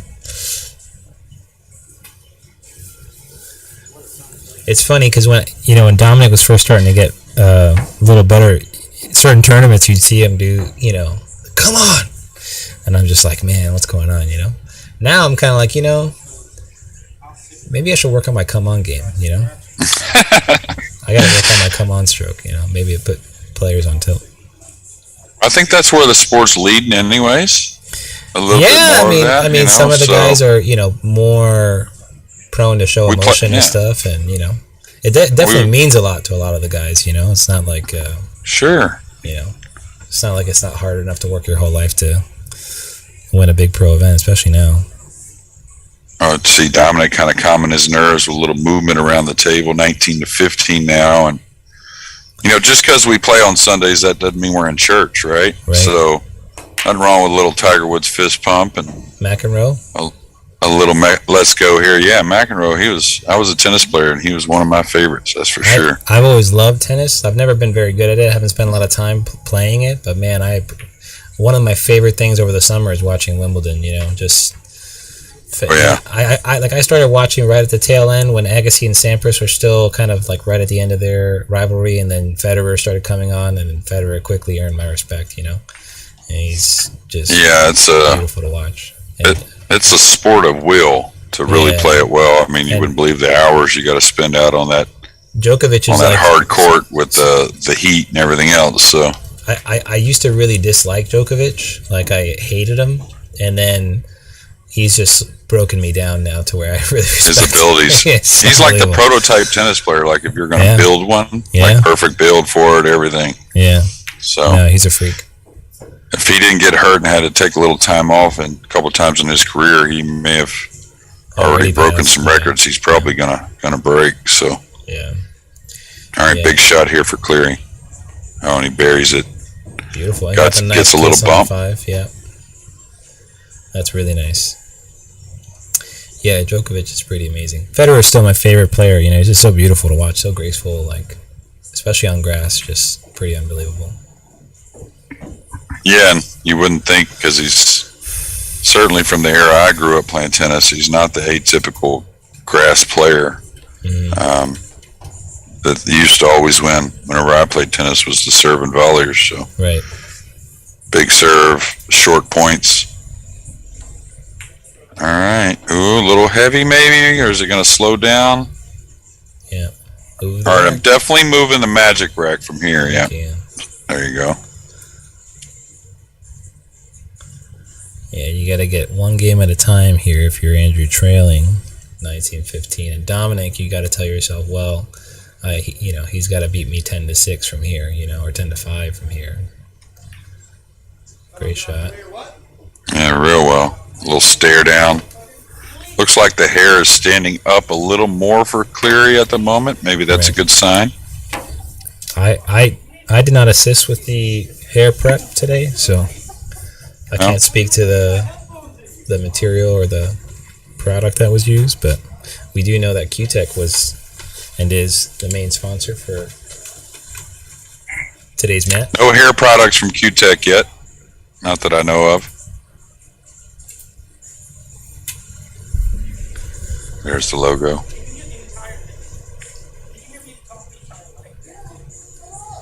There's a little chirping going on the rail. Why don't you tell me?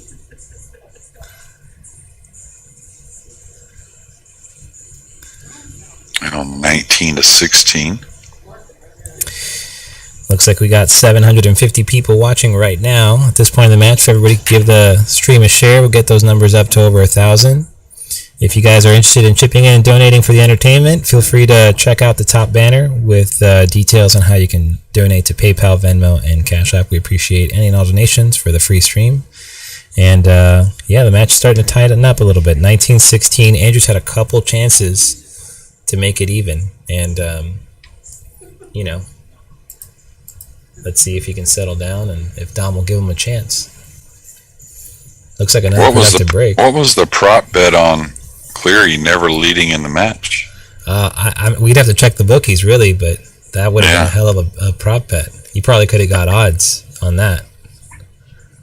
Yeah, and maybe a 1-9er here with the 4 a little funny. Oh, wow. Maybe I may entertain it if I'm Dominick. Behind the 5? Oh, yeah, well, the 4-5's a little funny, right? I mean, I might just swing at this period. Tuck in the cue ball behind the 3, too. Has like a maybe if I think I'm gonna hit it that easy, maybe. Well, looks like he was going straight for the 1, but Well, he must think the 4-5, the 4 banks pretty easy cross side, maybe a combo on the 5. well, he's hit those couple banks pretty good, when he's gotten a chance to. So I went for one there. Is he gonna get this twice? Looks like he's gonna end up. Oh no, I think it's still makeable. Yeah, this is like super thin though. Cue ball's gonna have a lot of speed. It looks like. Yeah. Just caught the point. I don't think that was as easy as we thought.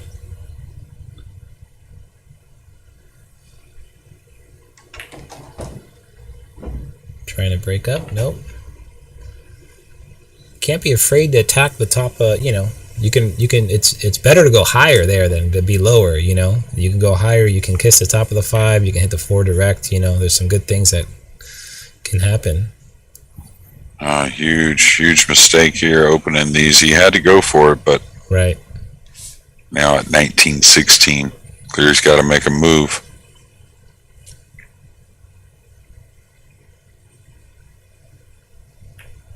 All right, decided to stay underneath. Interesting play here. I thought he would go to the rail and get above this ball. Yeah, I think that was the shot.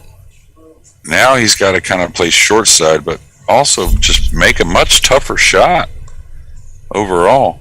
I think that's a sign of maybe confidence or lack thereof right now. Maybe feeling tight, Well, sometimes it's easy because people preach get that natural angle, and this is natural, don't get me wrong, and he hit it great. Yeah. But it's still not as good as being above the ball, and when you have such an easy access to get above the ball, Raymond, you go ahead and do it. You know what I mean? Yeah, of course. I used to make that mistake a lot. Oh, I can stay behind it right here. That's a natural around the table, but it's still not as good as getting above it. Right. And so, don't go out of your way to get above it and take a chance, but if it's there, you should go ahead and do so. Right. Yeah, I mean, he had the option, Right, it was easy. Right. Well, still good. All right, he goes for this bank? I think so. Oh, yeah, I think he's going to go. Swish. He's going to go. Watch the cue ball. That's pretty demoralizing there for your opponent. Yeah, but, hats off to him as well. Yeah. No, hit it great. Hit it sweet. And controlling the cue ball nice. Cue ball's going to be near the rail a little bit. This won't be slow rolled. It will not roll off. The magic rack almost went in. Yeah. Well, that doesn't tell you something right there about keeping it on there. Right. When you're shooting like those cut shots and stuff, like how does the rack go with it like that? Right. All right, Salado app. This match is a Salado match, so this has Fargo ramifications for both players. I think somebody said that they're playing for Fargo, like they may have a Fargo of 0 if they lose this match. So, and the other guy might be like a 1200 or something. I don't know. We'll see. All-time high and low. Yeah, they'll at once be the highest and that would be a good prop. Your Fargo's erased and you just have to form a new one. Start over and play another 2,500 matches. Oh my God, your robustness is now 0. Yeah, exactly. All right, I think he takes on this with the 7 hanging, huh? Yeah, I think so. This jump shot? Yeah, he's got the shorty out for sure. Let's see the area. Yeah, with the 7 hanging, becomes a 9 out of 10 favorite here to make a ball. Right. You're squeezed in behind it, but still, ball's in. And he's got an angle to bust this open with a nice draw stroke and maybe get a cut shot on the 3. Yeah. And again, either way, good things can happen going into either ball. Oh, he got a little bit of a double. He's going to get nice. He's got the 2-rail position on the back side of it. That's nice. Like that reverse spin you were talking about earlier. Right. Oh, another bank. Man, he's flushing them in now. Yeah, he's feeling it. I'd like to move the 6 just to see another bank here, but I think he can cut this if he wants. We'll see. Goes on the side, yeah. Ooh, man, that angle tells us how tough this is. Yikes. But if he makes it, it's a 4-rail pattern. But I guess he looks like he just played safe there. Yeah, so Cleary's going to have to overcome it 20-16 now. Yeah. Faced with a difficult shot here on the 4. Dominick needing 5 games. Cleary needing 9. Overcuts the 4. Cue ball. In the drink again. Yeah, I'd like to see what the stat ends up on the losing the cue ball. Right. I have to say it's going to be not in Cleary's favor, at least to this point. Yeah, that's at least a third in that pattern, that short, long, short that he's gone in the drink. Yeah. All right, so just make sure you get a hair past the 7. You could go a hair into the 7 if you wanted, but just don't get jacked up on the 7 like this. Especially being a lefty, this is going to be an awkward stretch. I'd like to remind Peaches that you just got out of Facebook jail, so be mindful. All right, Dominick with ball in hand, taking the shot bridged up over the 7.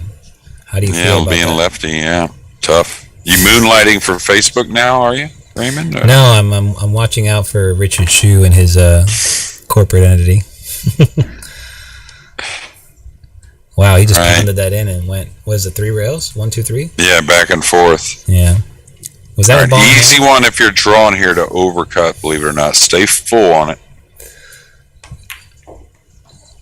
Actually, yeah, it's easy to especially if you're putting a little English too. Have the to ball overthrow it a hair. Right. Well. Yeah. It's getting stronger. It looks like, Raymond. Yeah. Yep. 21 within 4. I have a feeling. Still haven't come up with that nickname yet, but excuse me. Shotgun Dunn. Oh, double barrel shotgun. How about this? Donnie Gunn. Done. Donnie Gunn. It's just the Donnie Mills, Donnie Gunn. Donnie just ain't agreeing with me right there in the same state of Florida. Just because Tommy Gunn, no, I get it. The Tommy Gunn, yeah. Nobody calls him Donnie though. Dominick. Dom. The Dominator.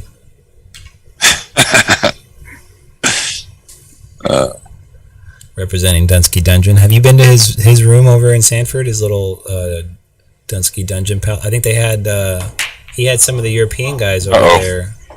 No, I haven't been there, and he knew as soon as he hit it. Yeah, he was in the drink. He had Mario He, and he had Solnalki, and a couple other guys. Dennis Gray. Yeah, they played some doubles and some Kazakis. other things, I think. Right, yeah, exactly. Grave and Kazakis. Okay. I think Cleary was trying to see if the 2 went by the 9, but no reason not to play the 2-5. Yeah, exactly. Now, on these types, you want to get a little closer to this combo when you can, especially with ball in hand, just so your touch coming into this can be nice and light and you really have no fear of losing the 2 ball. Right. He showed off his talent right there. Yeah, nice and floated it in nice.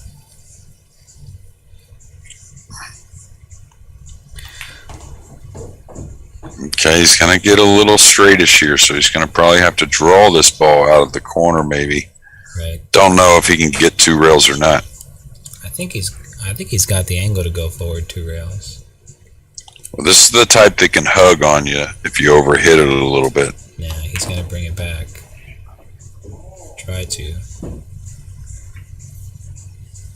I don't mind the way he played it. He just kind of, like you saw him, that gesture he made afterwards, kind of let up on it a little bit. I kind of like banking this straight on. No cut, just banking the 6 to the bottom rail and up and follow the cue ball down. I understand wanting to, but I feel like you're trailing right now. You don't want to press and take a cheap one and give the guy a easy shot because a 6 might end up favorable. Well, he must feel he's gonna knock the 9 into the low rail, probably this bottom cushion, because he wants to run the ball. No, he hit it the opposite. Yeah.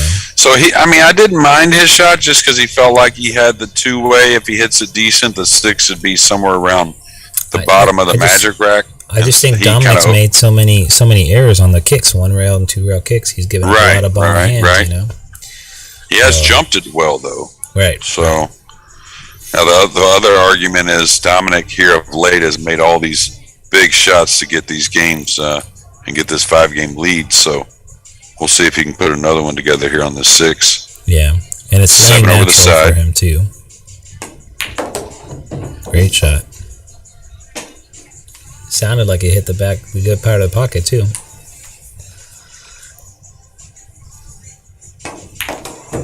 Oh, lost the cue ball. Look at this. Look at this. Look at this. He may have to just bump on this ball right here. I'm not sure what else he can do. If he runs it, he better lay it down nicely. Yeah, the run is better really lay it on no kind of bank shot. Yeah, it's tough to, because now Cleary can play the bank, and then he's going to have separation built in, you know, if he plays it to the short side. Yeah, he's banking it back underneath. So speed is crucial. This is pretty thin. Oh, he went all in. Look at this. Great How shot. do you like that? Well, remember the 9 ball with the 7 hanging in the side, just in case Cleary makes some type of crazy comeback in this match right here. Not crazy. It's only 21-17 now, but right. What a huge shot. Yeah, big shot. And not only that, but I mean, if the players decide to start breaking and running a couple racks, that could really be something. Yeah, he's got to kind of, you know, in a sense, punish Dominick for that mistake. And, right. You know, Dominick, we commented that maybe he's left the mistakes behind better in this match, but that was a huge one there to go up 22-16. Right. Well, it's only huge if Andrew, oh, look, he's going to call. He's going to take a quick break. I think a good time to call it, to be honest with you. You saw a little gesture there from Dominick. Right. Upset. Yeah, so I mean a big momentum shift there maybe potentially. I mean Andrew still has to punish him for the mistakes, you know. He's kind of like taking advantage of a couple mistakes, kind of. Not really put the full pressure back on him. So yeah, and you know, we'll see psychologically what it does for both players. Right. Raymond, I'll be back in just a couple quick minutes. Go ahead.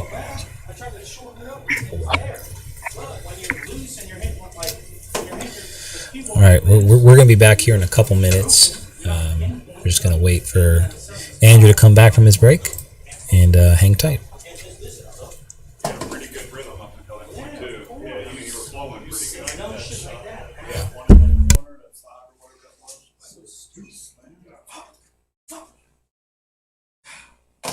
It's the best that we've had all night though. For you. Yeah. Oh, it's kind of interesting. It's just hearing it. We play all the time. Yeah. Okay. Complete show. Yes, it's been hilarious, dude. Yeah, that's fantastic. It's been a hoot. Who the fuck sitting here? I don't know how the fuck are you over there with the stick. From over here, it's great. Normally, whenever he doesn't talk like that, I mean, he'll walk and stand and do Right. You gotta be strong, mentally strong in that side. Normally, they don't talk. Yeah, I thought the environment favored Cleary a little bit because Dom's used to that chaotic environment with music, people, and chaos going on. Pace is everything here because when Andrew slowed it way down, he started making games. He won like 4 in a row. Dom started picking back up. Also, it's just pace. Dom would hate to play somebody who's a slow player. That's actually what I told Don right before that. I said you need to control the pace of the system. Stop trying to do the entertainment for the team. Yeah. You're a rhythm thing. You gotta control the pace. He's sharper when he's quicker. Slower. He loosens up. Yeah, slower. That was slower. See, I play slower whenever I play him. I slow him. That's what I'm saying. I mean, I can play a little slower. There is one nick in here though. I don't know if it's a today, Nick. I think it was new, right? He was wiping Oh, it was, I heard a little something. Oh, yeah, it felt pretty good. Yeah. Mental game, man. Yeah, it is. I'd be asking him in between shots, like, are those frozen? Why you stop? Just check to see if these are frozen. They're like not even near each other. Well, yeah, did you hear the one time like, oh, I'm gonna check the rack for no reason. Right. I'm gonna go over here and do this for no reason. I'm just like, man, you know, because he is. That was great. Yeah, I've had him swiping balls with 3 balls left. He is so mad. Yeah. Well, he gave him that 8-9. The 8 was Well, not giving. that's whenever I thought he was about. That's whenever I texted him. That eight. You need to Yeah, the 8 was. stop it. So, that's usually when it gets in him. It's all right. Good job, man. It's such a good stream. Such a good event. Let me check your That's about like 800. I have a screenshot I took of 820. Love it. Just figured you'd want that to hold on to. Oh yeah. Pretty strong. My mom plus 800. All of her crocheting circle, her knitting circle.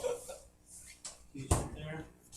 She's calling everybody else in the home. My boy's on the TV! I don't.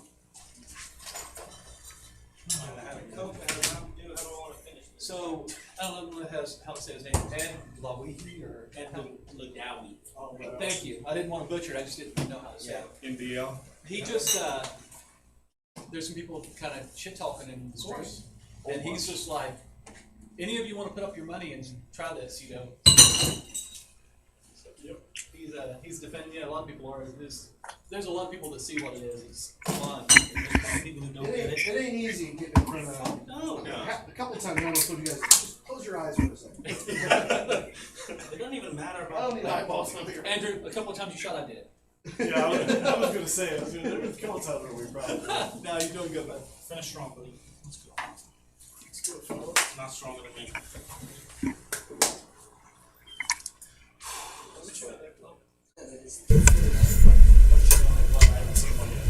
All right, looks like the guys are going to be close to getting back up here.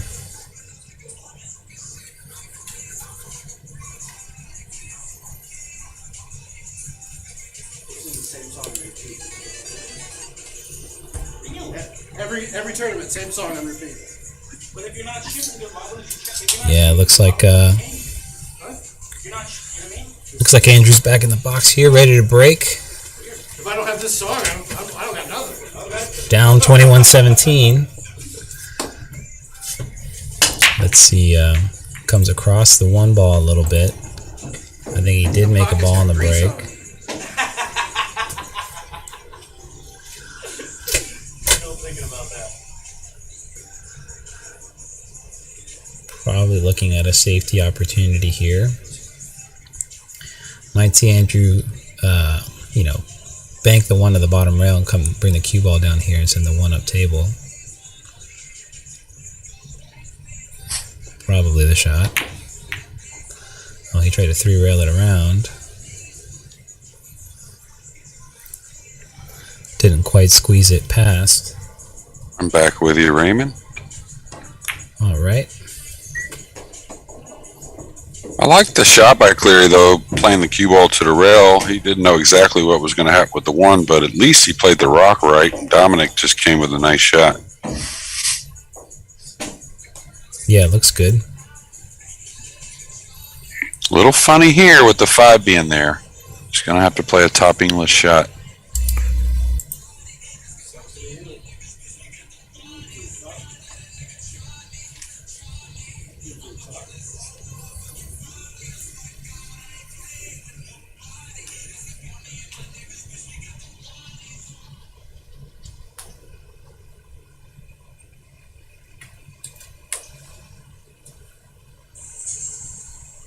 This is all speed.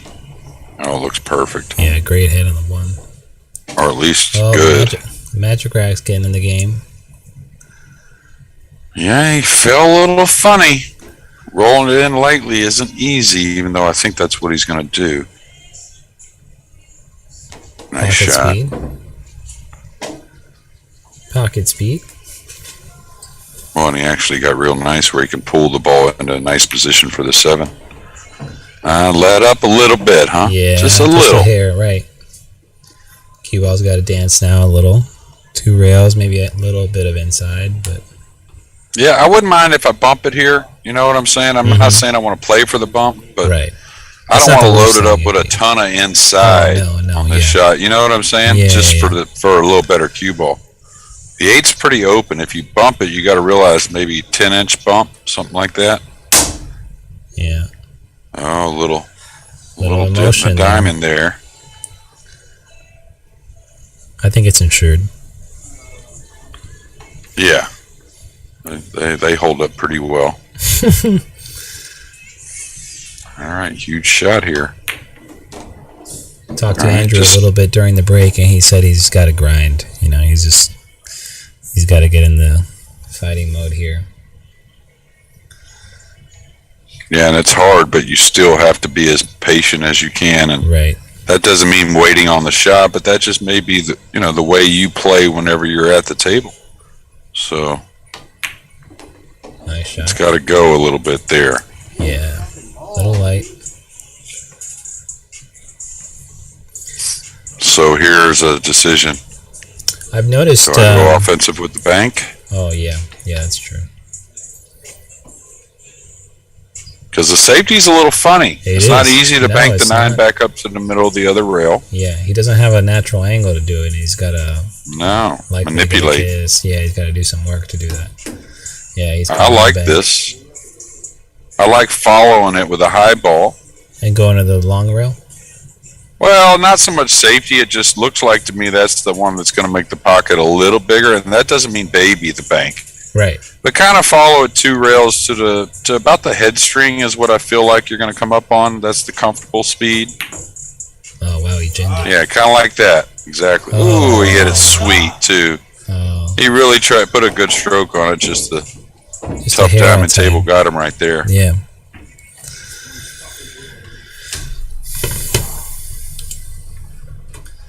Brutal. Dominic wins a cheap one there. Well, not really a cheap one. I mean, it was a good game, but you know, he'll take them all until he gets to 25. However, you can get them. Shout out to Q-Tech, one of our Yeah, and premier sponsors. just like the position that Dominic missed on the 9 a few games ago to take a 22-16 lead. We'll remember that. We'll remember that 9 on the long rail bank. But early games are the ones that Right. you should really think about. Those kind of things are going to happen come down the end of the match. Right. So some of those early ones you let slip away that really make those kind of a lot more you remember them a lot more. Right. Yeah, they feel cheap at the beginning, but they're really expensive at the end. That's right. Good way to put it. Well, Dom seems to be struggling on that particular shot the last couple racks. Well, I think he likes it, and he just Yeah. kind of gets down and one strokes it. You know what I'm saying? Right. Not saying he takes a lot of time down, but the ones he's buried in this match, he's taken a few extra moments down on the ball. right. Good stroke there. Hair going in the Wow. fucking pocket. Yeah.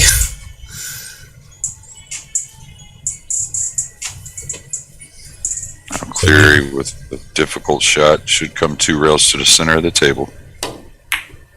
Man, I was going to say, did you like staying kind of like on the farther side there to keep the angle than trying to like get all the way back? Yeah, I like the just 1-2 across to the middle. I mean, you really need to be cutting the 3 anyways to get on the 4. So if he gets straight on here, that's great. I mean, it's an easier shot, but where are you going for the 4 ball?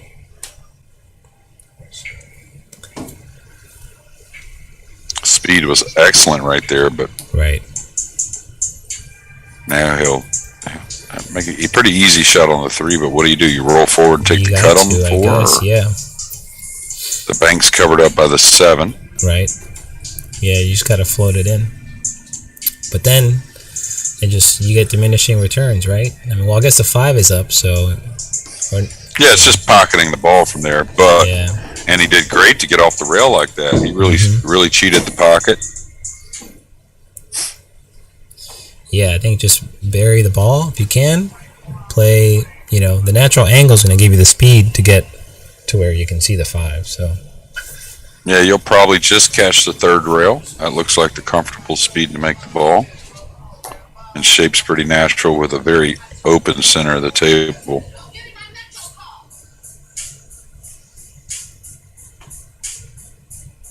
So this is where that follow through really makes a huge difference. Great shot. Yeah, he just catches this third rail.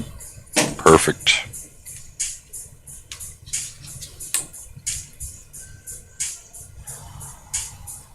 Okay, don't get too involved with getting the angle if it makes it funny. I hit it nice, but he got the angle all right. I was going to say, you can always maneuver the ball, even if you're a little straight on the 6, you can maneuver into position, so.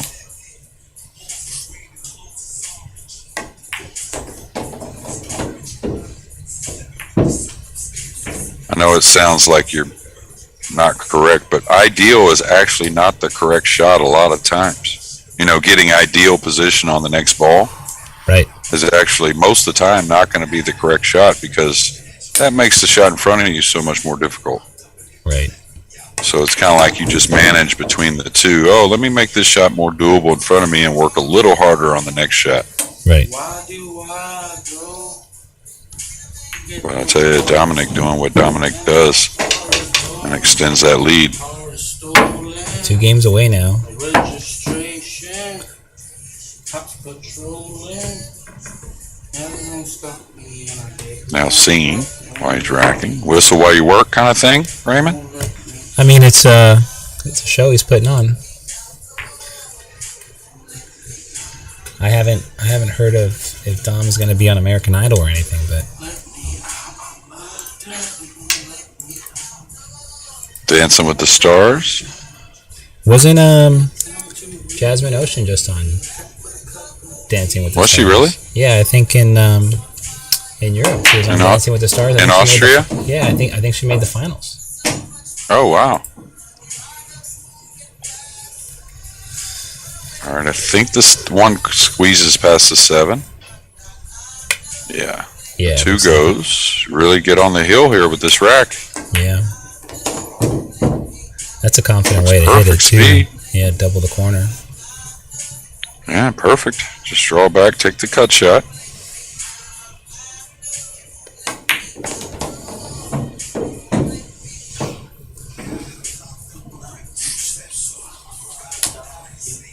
Looks again about like a 3-rail speed to bounce off that third rail where the 3's at and come out to the center. Oh, he floated it. Showing all parts of his game now. You yank it all the way back? I don't know. I mean, the 5's up decently here. I don't think I come all the way back myself. The 6 is over the side. Right. I don't see the point. Just smooth it with top inside 3 rails. Get off the third cushion. Yeah. You know, it's like here, if you want to move back and forth, 6 over the side, if you wanted to go into the 9, which maybe you don't suggest, but it's not bad. Yeah, he hit it nice. He's vibing right now. He's feeling good. And he got on the good side of the 6. Yeah, and he's really, sending a message with a few breaking runs at key positions in this match, right? And he's doing it again right here. Yeah, it's a big game, if you can, takes the heat off you a lot, if you can secure the hill and, keep all the pressure on your opponent. Maybe a foot more than he wanted there, but this is where you just regroup a little bit and keep it simple. Yeah, I thought he was going to go to the rail and out.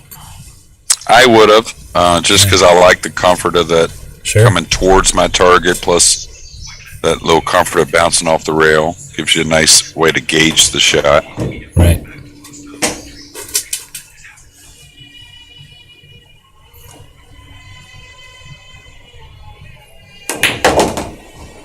That one didn't roll off. Slow roll there. Yeah.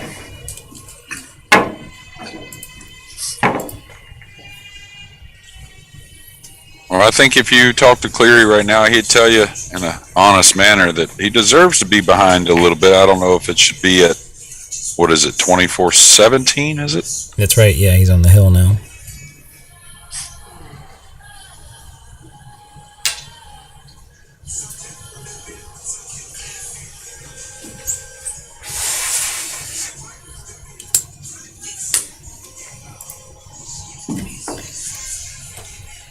Yeah, definitely some lost opportunities, throughout the set he'll be able to look at.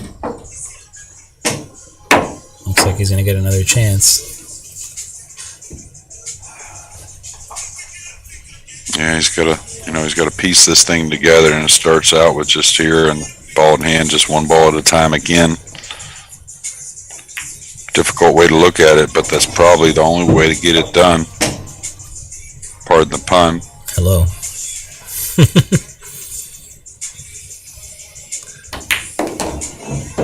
Nice shot there. Perfect speed.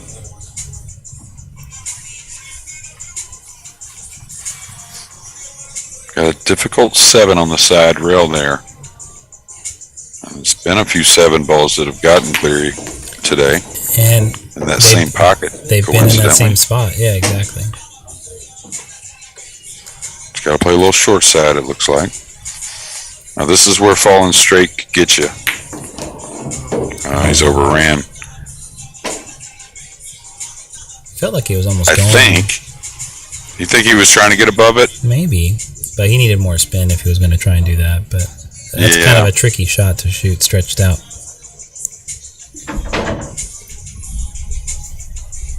He's looking at the kick. I don't know why he wouldn't kick the other way, maybe. But if you're going to kick, I mean. A little frustration maybe there? Yeah, he feels a little exasperated maybe. It's tough, You just want to get going. But like you said, you got to stay patient. Surprised he didn't just bank at the ball away, with the bridge. Yeah, knock it away with the bridge. Okay, watch out for the cross side. Oh, he hit it thick. Hits the point.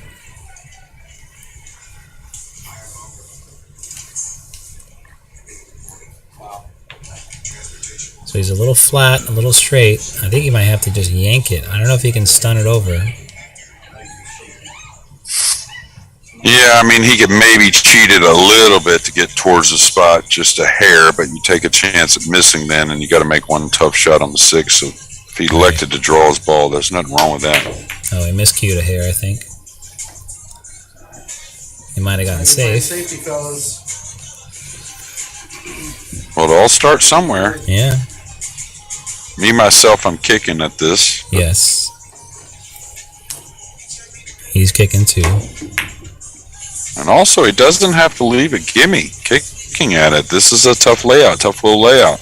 Right. Because you can get on the 6 to the 7, but you need to get on it nice and heavy to not have to really work from the 7 to the 9. So interesting that he went like this. I was thinking maybe he could have shaved the 5 over to that same long rail and gone 3 rails up table. Get him long rail to long rail, Yeah, for sure. You could use the 7-9 as a blocker. I think he's just still got a little bit of sticker shock from those scratches earlier, playing that similar pattern. Well, Dom's missed a few in a row here. Yeah, something we saw about a third of the way through the match for a few games where Dominick kind of got down at one, stroked a lot of balls, and had some misses, but then he calmed it down a lot. I say a lot. You wouldn't notice it heavily because Dominick's never going to be a slow player, but he definitely was taking a little more time, and it served him well. Yeah. Well, it looks like Dom's got a chance here to come up, draw up table. Come on, Dominick. Overcut the 5 a hair, I think.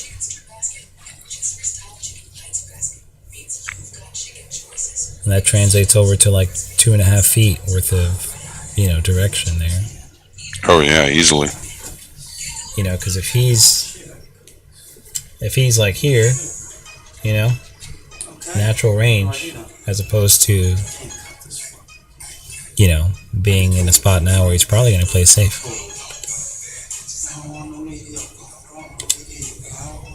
Yeah, I wonder if he could reach it a little easier if he would entertain the bank or the cut shot. I think he would.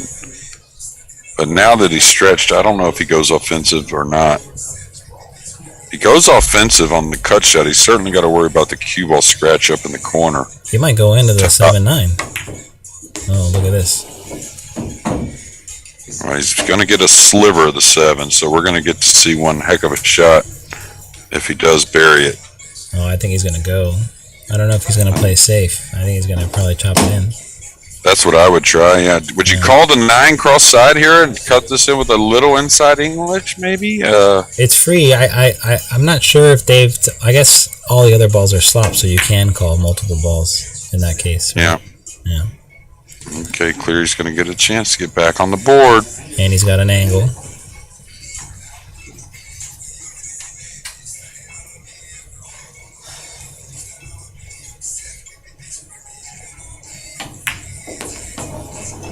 Perfect speed, it looks like. Yeah.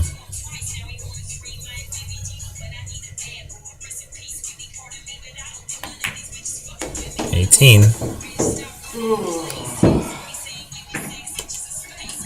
A little groan there from Cleary. I think it was from Cleary anyways. It was.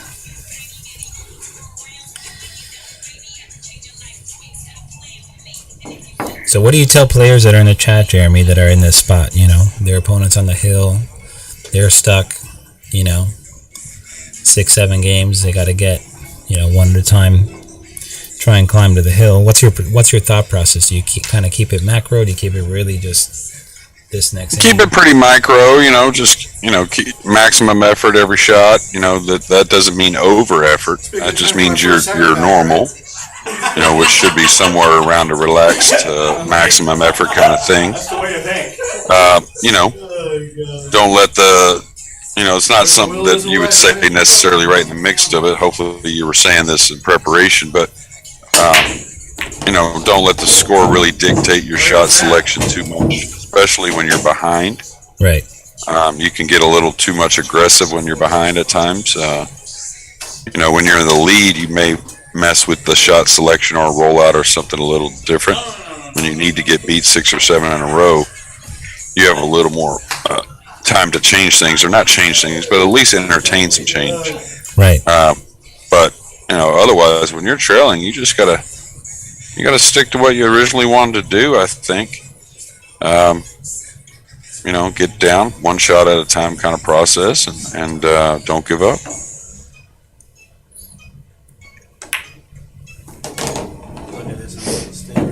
And does the 5, I guess the 5 goes in the corner where he's going to shoot a 3 in, I think. Yeah, he's gotten himself kind of awkward for a lefty here with ball in hand, though.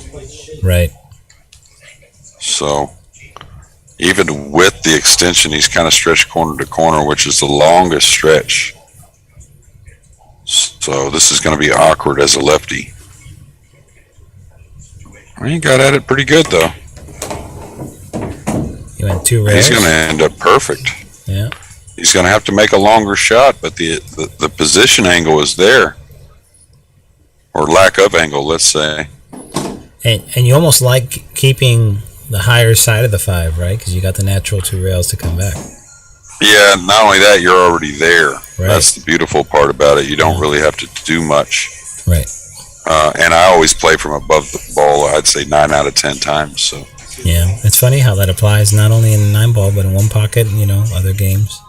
Oh, absolutely. You just pocket the ball better, it seems like, also, when you're standing above look, he leaked the cue ball down forward, and, you know, now he's got to move the cue ball into traffic a little bit, or, you know, avoid some traffic, whereas above it, you know. Well, and honestly, I think that roll shot was tougher than just stopping your ball. I agree 100%. Especially when nerves are high. Yeah. There's an example of, you know,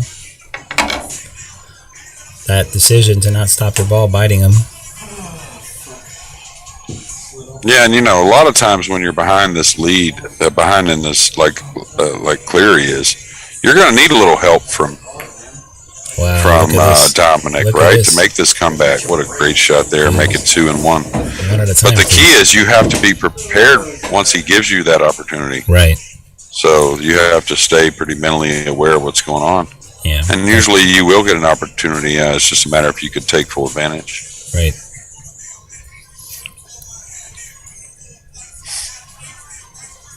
All right, see if he stays clean with the delivery. Plenty of angle to move the ball to the rail.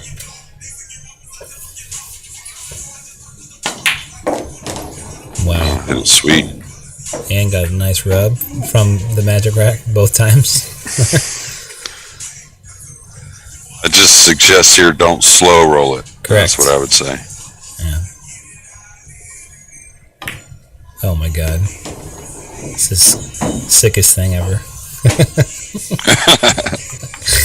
having a sweat, you know, I just not for me. Well, I think that's part of it we saw right there for Cleary too. Make sure he's enjoying himself. We all, you know, there's that fine combination of working plus enjoying it, right? So, right. Yeah, I mean, you got to find a little bit of pleasure in the challenge. You know, the challenge is a great thing. You have somebody's pushing you to your limit, wherever that is. You know, you got to enjoy taking on that challenge and welcome it. That's what makes you a better player. So.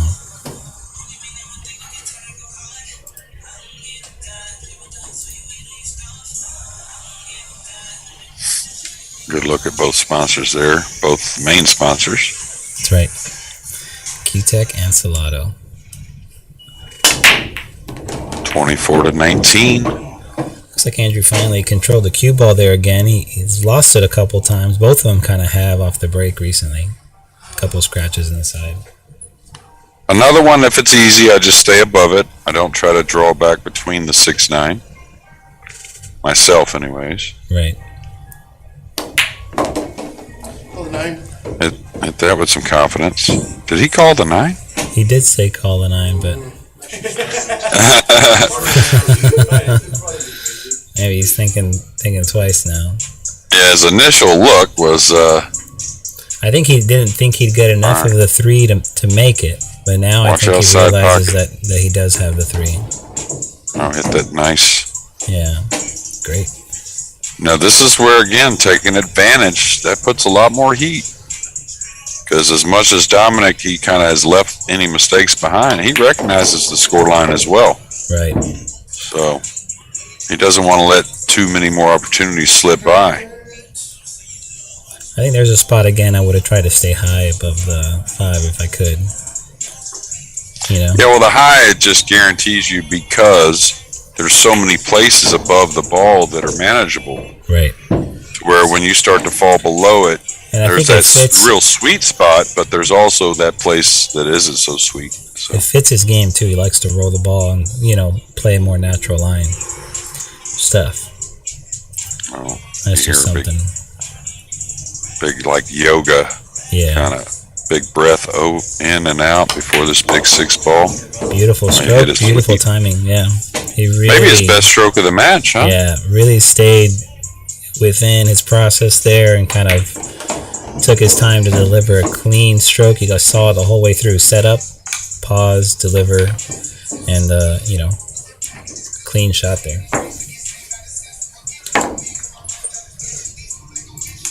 Yeah, now both players in the 20s, 24-20.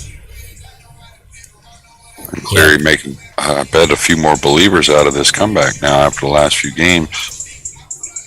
Or possibility of a comeback. I thought I was playing about that 7-pack. I would tip you, but I'm out of money. Yes, I know. All right. Looks like we got both players at 20. You're also not showing enough cleavage. I wasn't on camera, right?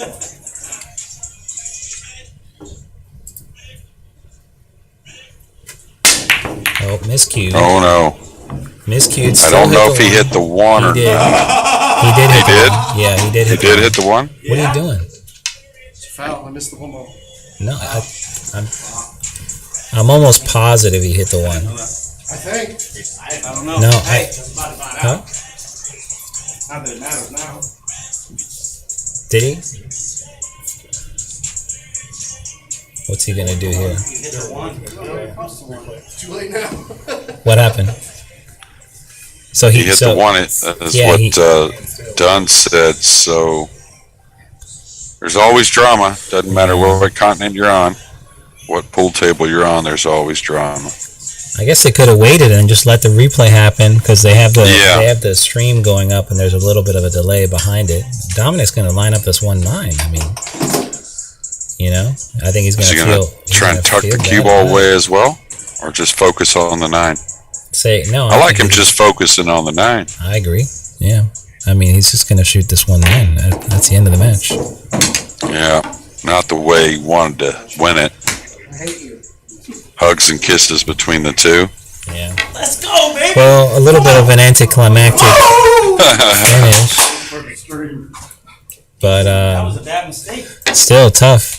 I did not think it's hard to hit the rack and miss the one going Brooklyn, going the far side of it. That's what I did exactly, yeah. So, I was thinking that because, to be honest with you, he broke a little quicker. I was looking at something on the screen, right. and then I didn't really get to see the actual whiff of the one, but I immediately thought, how did he get to that side of the rack without hitting one?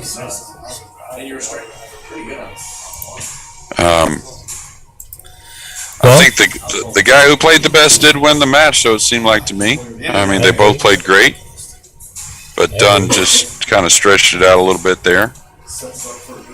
Yeah, Dom definitely, I think played the most comfortable with the pressure, managed it the best. I think he came with it and played the game and kind of like raised his game a couple times throughout the set. So, that's kudos to him. We had a ton of viewership too. I think we're peaking up around 900 views on Facebook.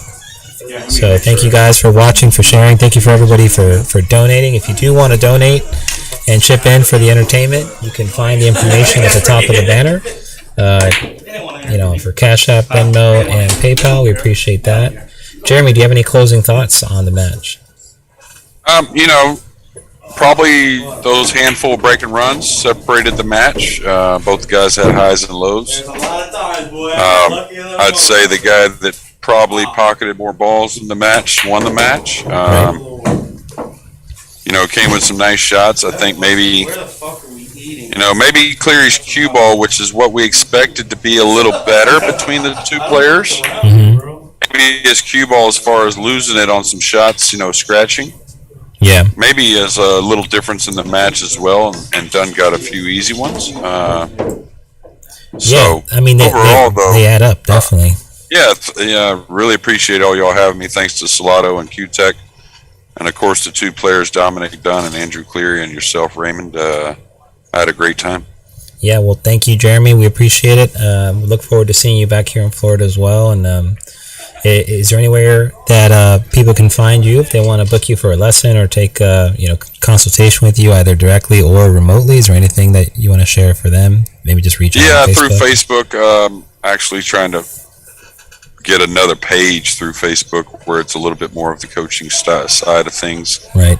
But yeah, I'll be coming to Florida in February, and I'll be making some posts and hopefully make that known to people. At least there on the west coast of Florida, I'll be over there for a bit for the U.S. Amateurs. So fantastic. I don't know if you're playing it this year or not, but I missed. I went and played the U.S. Open, and that kind of took me out of my ability to qualify. And then I went to the International Open, and then that took me out of the second chance qualifier. So there you go. But that's okay. It's where I want to focus my time, anyways. So, but I'll definitely be there. So maybe we'll get a chance to commentate some more if you need some help. Absolutely, could always use your insight. And thanks again, and thanks to everybody that made this happen, and of course the fans all tuning in. Yeah, guys. So thank you a lot, and thanks for checking out the stream. And we'll see you guys at the next one. Thank you, guys.